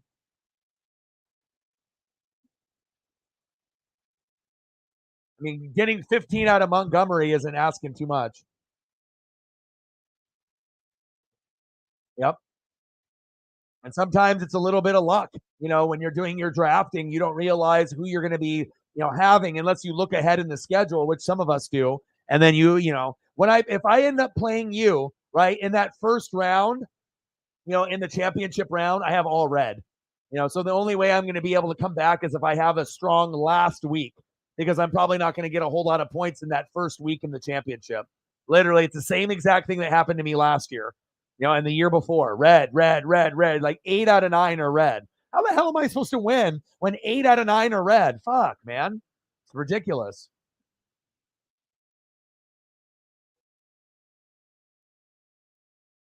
Round 2, week 1. Sam Howell, red. Rachaad White, red. David Montgomery, red. Jefferson, red. Amon-Ra, red. Laporta, neutral. Evans, red. Dolphins D, red. Santos, green.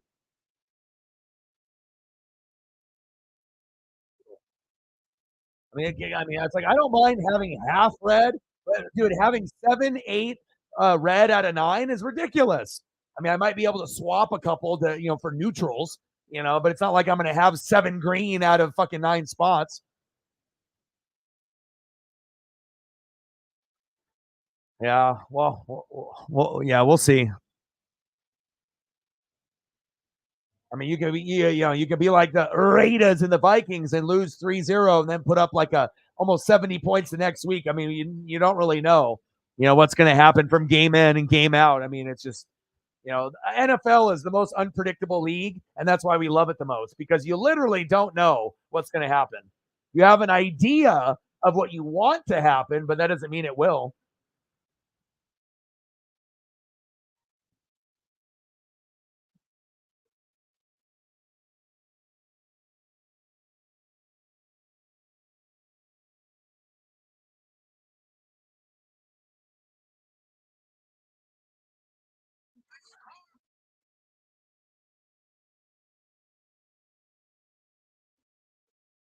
Nothing else on the Cash App besides Cyberpunk. Yeah. Saquon 7, then 30, then 6, then 23. But with DeVito at quarterback, it's much better than Daniel Jones. Like, you actually feel that they have a chance to move the ball with DeVito in the lineup. He actually has been playing really good. So your stock for Saquon went up once Daniel Jones got hurt. I mean, there's still going to be bad games that Saquon has because of flow of the game. If they get down by too much and they're not running anymore, they're throwing to catch up. But hopefully within that first half, he can keep it close, and then they can continue to use him all 4 quarters. Well, and if you don't trust him, hell, you got 5 of the running backs on your bench that you could swap with. It's not like you have to stick with Saquon. I mean, he hasn't necessarily been consistent, game in and game out all year. You don't have to go for the name. You can also go for the lower name guy that might produce more. There's always options when you have other options there. You got plenty of other alternatives, and you don't have to go 3 running backs. You could always go 3 wide receivers. You got enough depth where you can go either way.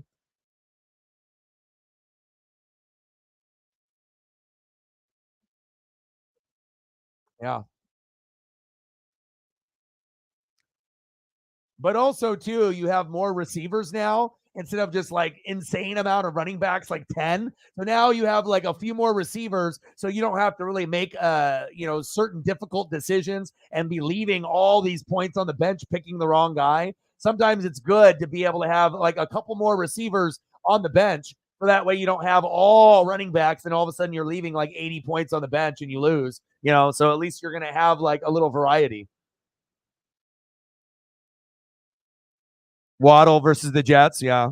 But even though the matchup is bad, that doesn't mean he can't score once or twice. I mean, even if Sauce Gardner is on him or if someone else, just because a matchup is red doesn't mean they can't overachieve. Yeah.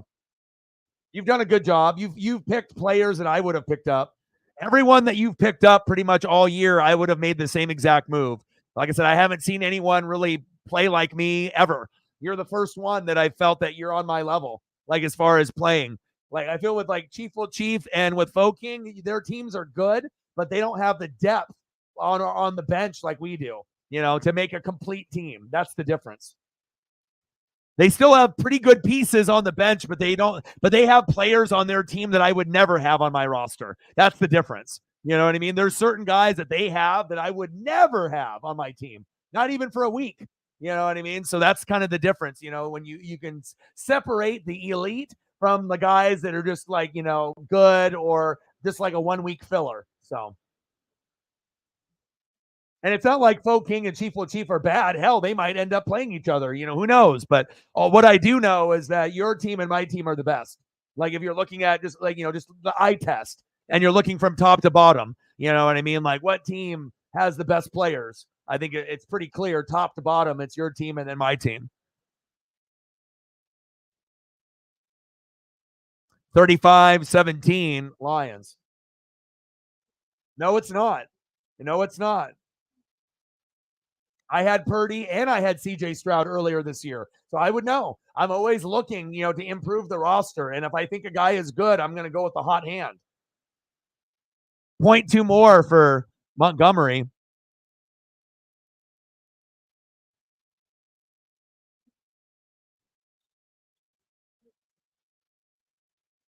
That's not Montgomery. Like, Jesus Christ. Like, Gibbs has already gotten all these stats. Can't I get a couple garbage numbers out of fucking Montgomery? Ah, Lee. Come on, Dan Campbell. Do I need to hit you on your fucking pager?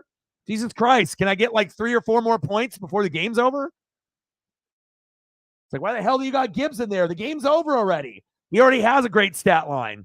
And you already know Fo King is like, fuck, I fucked up. Because the only chance he had against you is if he would have played Gibbs, and he fucked up on that. And that's what happens. If you can't recognize the difference between Gibbs and going with James Cook, then you deserve to lose. That's a no-brainer. There is no situation on planet Earth where I put Cook over Gibbs ever. Even a beat-up Gibbs, I put him in the lineup based on how they use him. But again, it shows you some people watch a lot of football and some, maybe are slacking a little bit. That's the difference. You don't deserve to win a championship when you know a guy is going to be, and he's been getting more looks over Montgomery as of late. He's been more of the RB1.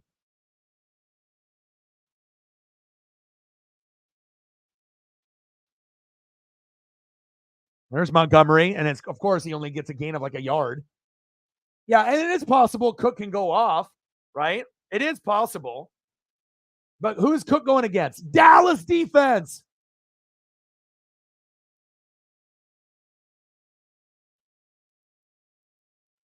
But I do see why that he decided to maybe do it. Last 4 games for Cook, 12, 19, 16, and 25. So he probably thought, well, he got 25. He'll do it again. But what if he doesn't? What if he just gets 10 or 12? I don't know. I feel like, he might go for 1 touchdown, but I don't see Cook getting 2 or 3. If the Bills are going to win that game or be competitive, they're going to be throwing the football. Yep. So I would assume, going against that Dallas defense, I would say Cook could still get, they could have like a long pass, to Diggs. He gets tackled at the 1, and then they give it to Cook, and he hops in for a cheap touchdown, something like that. You know what I mean? But overall, I don't really see him getting that many yards. Like what's the max yards you're going to get in that game? 80? I don't think you'll get any more than that. 80 and a touchdown is what, 15 points?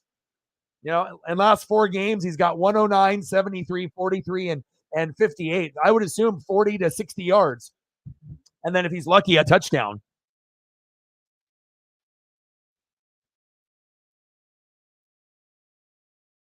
Third and 7. That's not Montgomery. Damn it.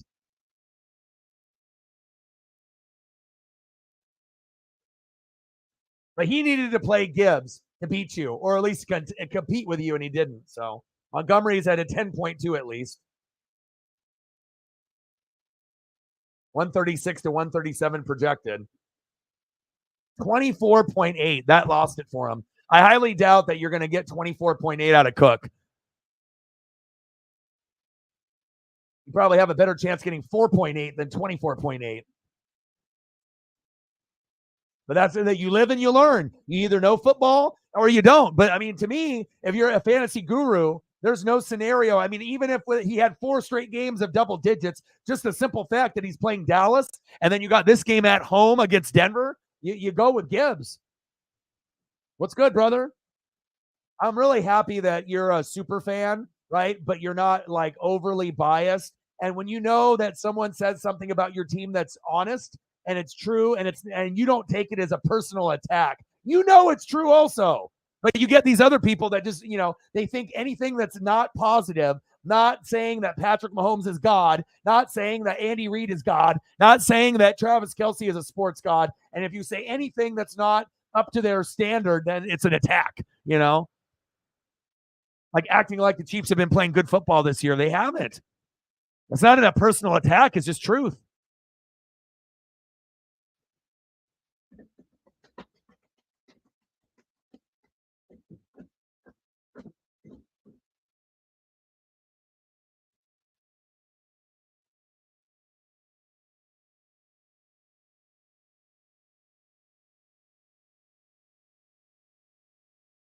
Montgomery, nah. Laporta, baby.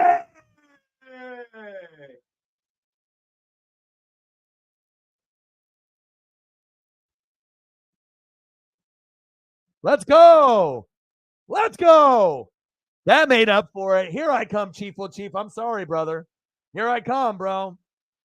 10.2 from Montgomery, 15.4 from Jay Jetta, 24.2 from Amon Ra, 3 tutties out of Laporta, 28.6.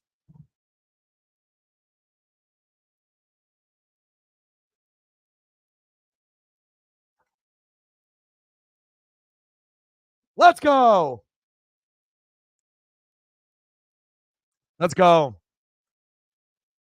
And people can agree or disagree, but I'm not like every other channel that has stupid ass takes or biased takes. You know what I mean? I call it right down the middle more than anybody I feel on planet Earth.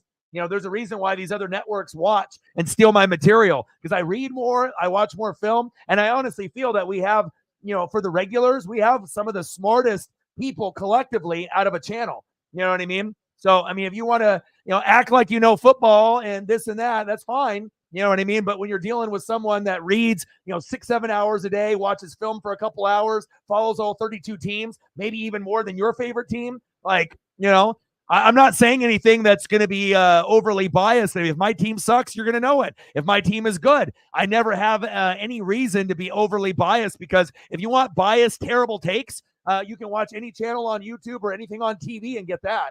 So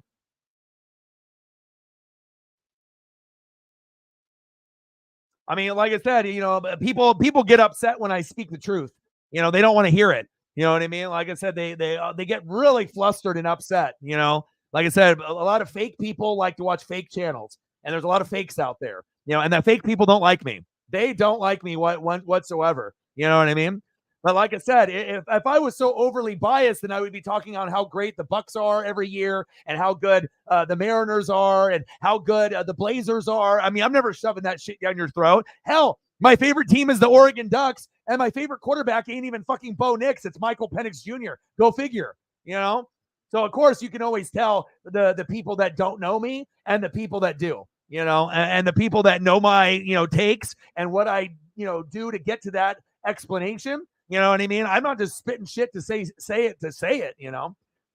I take a lot of time and effort and pride to make people smarter in the room, to have a more realistic take on things, regardless if you're a fan of that team or not. And sometimes you need that friend to be honest. Like, you can have people tell you what you want to hear. I could just be saying, oh, yeah, the Chiefs are great. This is great. Oh, wide receivers are no problem. And I can, sugarcoat shit and say what people want to hear, but that would be lying. You know what I mean? And a lot of people like to be lied to. They just want to hear what they want to hear. Sometimes it takes a true friend and a real one to be able to say the honest truth. You're going to respect those people a hell of a lot more, where you may not understand it. You may not agree with it at first, but if you understand that they're looking out for your best interest and it's just being honest, then you can respect that, even if it hurts. The truth hurts.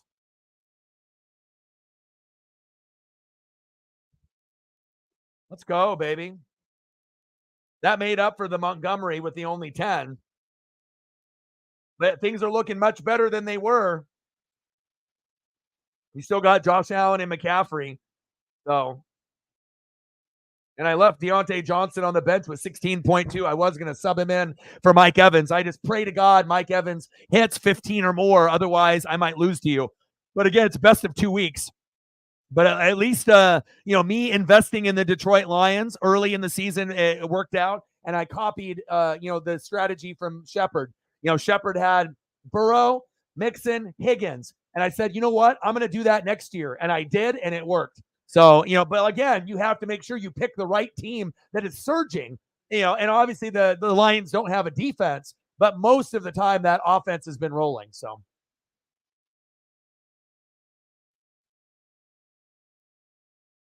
Yeah.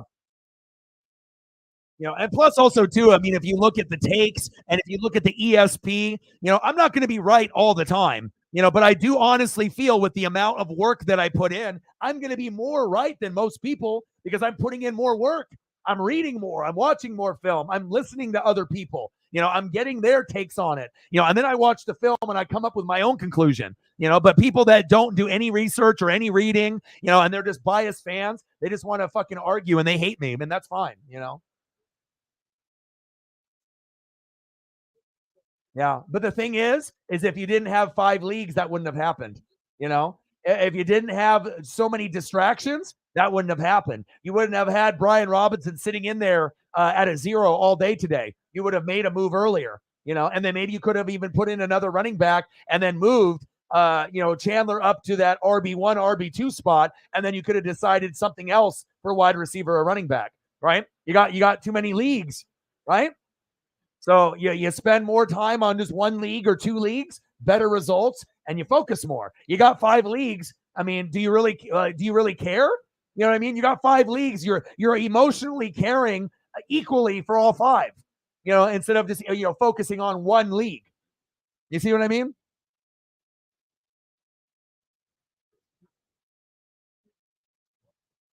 Final score 42-17 Lions. But even with that being said, you're kicking ass and taking names. I mean, hell, you got 10-4 with like doing 5 leagues and not even really focusing fully your attention on this league. I made over 100 fucking moves, spent 6 hours a day on the fucking app, and I only beat you guys by 1 fucking win. So it shows you like how hard you have to work just to get 1 extra win sometimes. Baltimore, Miami, Kansas City, Jacksonville, Cleveland, Cincinnati, Indianapolis, Houston, Buffalo, Pittsburgh, Denver. And if Denver, obviously a tough game here today, but if Buffalo can get in, that might be the more dangerous team that's in the hunt.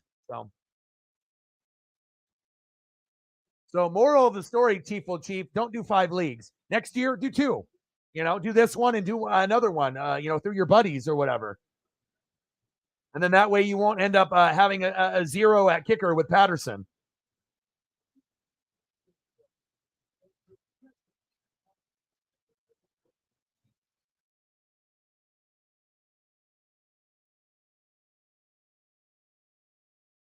But you still might beat me, though. Allen and McCaffrey are so good, bro. You might end up hitting 20, 30, 40 points with them. Chief for Chief, stud. Reflect, stud. Faux King, stud. Studs. All right, let me know what other photos that you want to see, and then I gotta be able to take a shower at some point, but I got another long walk I got to do with Paisley. I got to eat dinner and then do more reading and more research and film study, and then we'll be doing the Ravens and Jags for Sunday night. That'll be on the slate tomorrow. If I have time to do a few reaction videos, I'll do those as well. And then we will do the Eagles and the Seahawks on Monday night.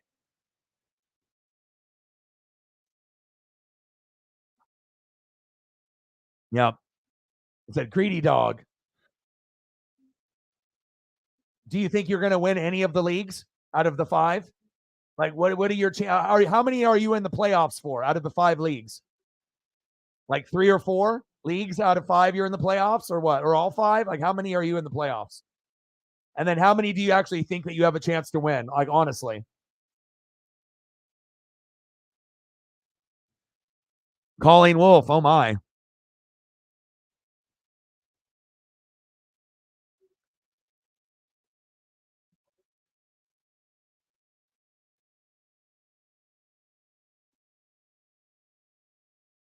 God bless the Detroit Lions. Because if they would have shit the bed today, I would have been done.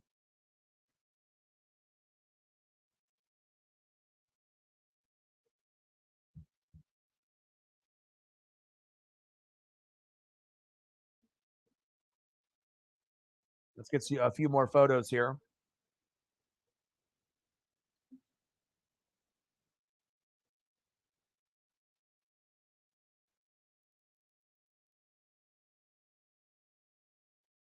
I tried pulling over the Jimmy Butler shot, but it wouldn't format. You're only in the playoffs for 2 out of the 5. Wow. So if you do 2 next year, maybe you can win championships in both.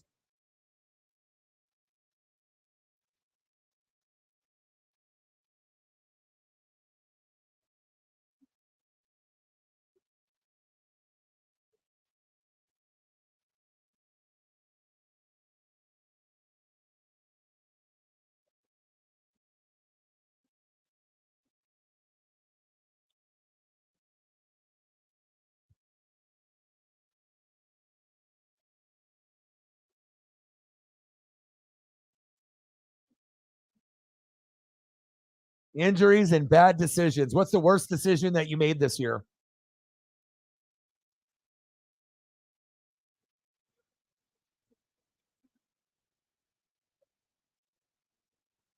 Yeah.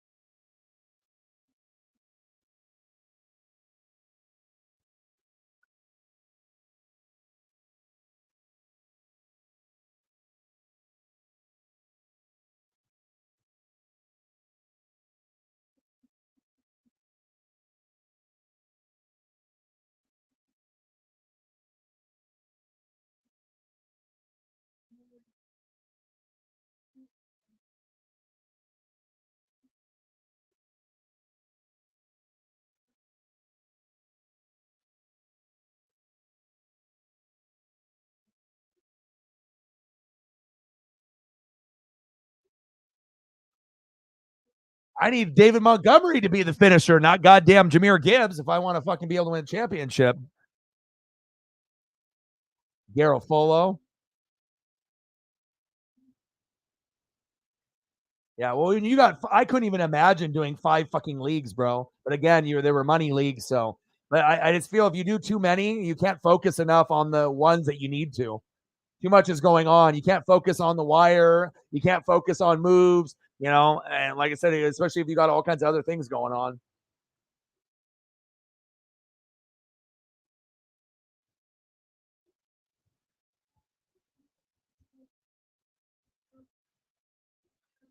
Jared Goff and the Goffense, baby. Colleen Wolfe, yes, please.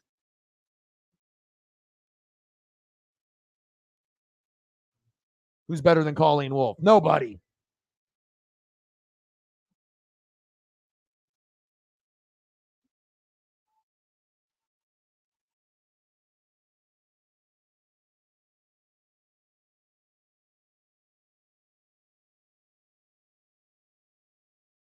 I would say my biggest maybe, move that I probably shouldn't have done was the Ramondre Stevenson. I let him go, and Shep picked him up after like a month, and he just, had 2 good games, 2 bad games, and I said, fuck it, I'm just going to move on. I probably should have hung on to him, and just kept him on my bench all year. But when you have injuries, sometimes you don't have that luxury to just keep a guy there. Sometimes you have a tight end that gets injured. You have to use that spot to replace and get another position. So you know how that goes in fantasy. Sometimes you want to be able to keep these guys, but sometimes you can't. Sometimes you got to let a good piece go to fill in another piece that's struggling or hurt. So,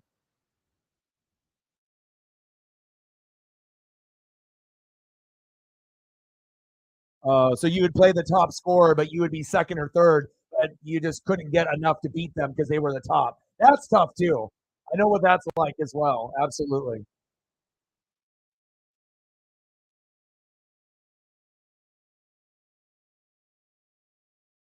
I'm gonna get you a few more Jamal Charles, and if there's anything else that you want to see reflect or Sarah, let me know, and then we'll call it a day, and then we'll be back tomorrow.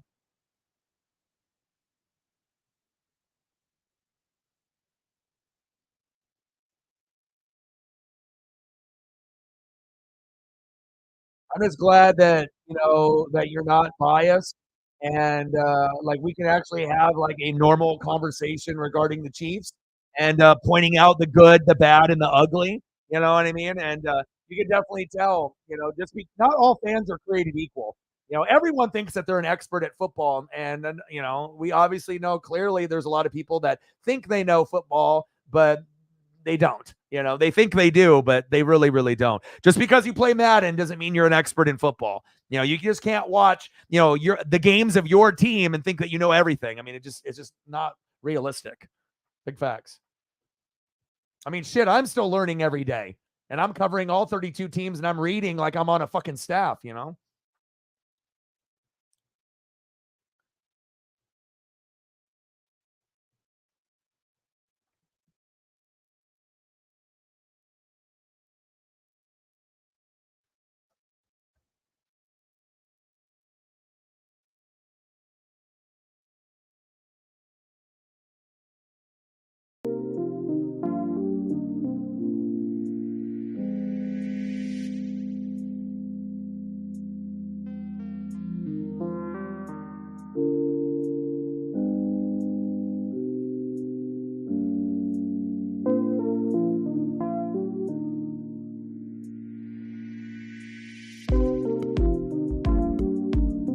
Yeah. Wow, that's crazy.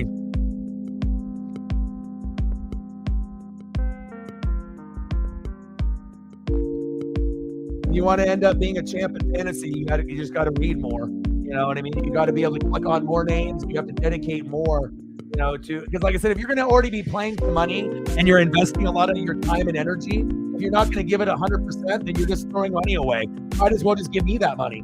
You know what I mean? If you're not going to, fully invest 100%, you might as well be giving me that $20, $50, and $100 or pushing it down the toilet.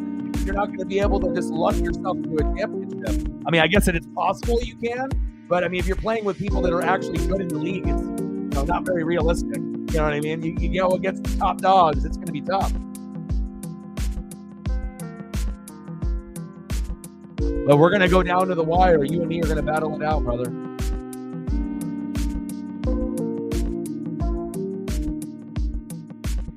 Love me some Jamal Charles.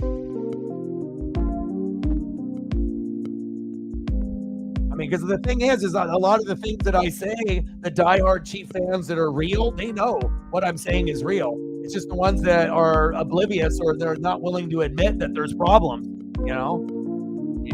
Like, I don't know how long people have been watching football for, but I mean, the product that I've seen on the field is not a product that I'm used to seeing.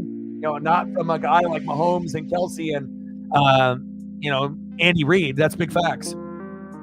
All right. Well, I love you guys and I appreciate you guys very, very much. Yes, and luck definitely has something to do with it as well, for sure, 100%. Well, I appreciate you, Chief Chief, Reflect, Sarah. You guys are amazing. I love you and I appreciate you. Shout out to everyone watching on Twitter/X. And shout out to everyone that donated. Cyberpunk was the MVP today with a big $300 dono. And then great participation from Megan, as well as Reflect and Chief and a few others. I love you guys and I appreciate you guys very, very much. And we'll be back tomorrow with a couple reaction videos as well as the Ravens and Jags on Sunday Night Football. Shout out to everyone that donated, commented, shared. I love you. And I got one question for you. Talk sports like us. Your boy Ryan, Northwest Sports Fanatic, and I'm out. Bye.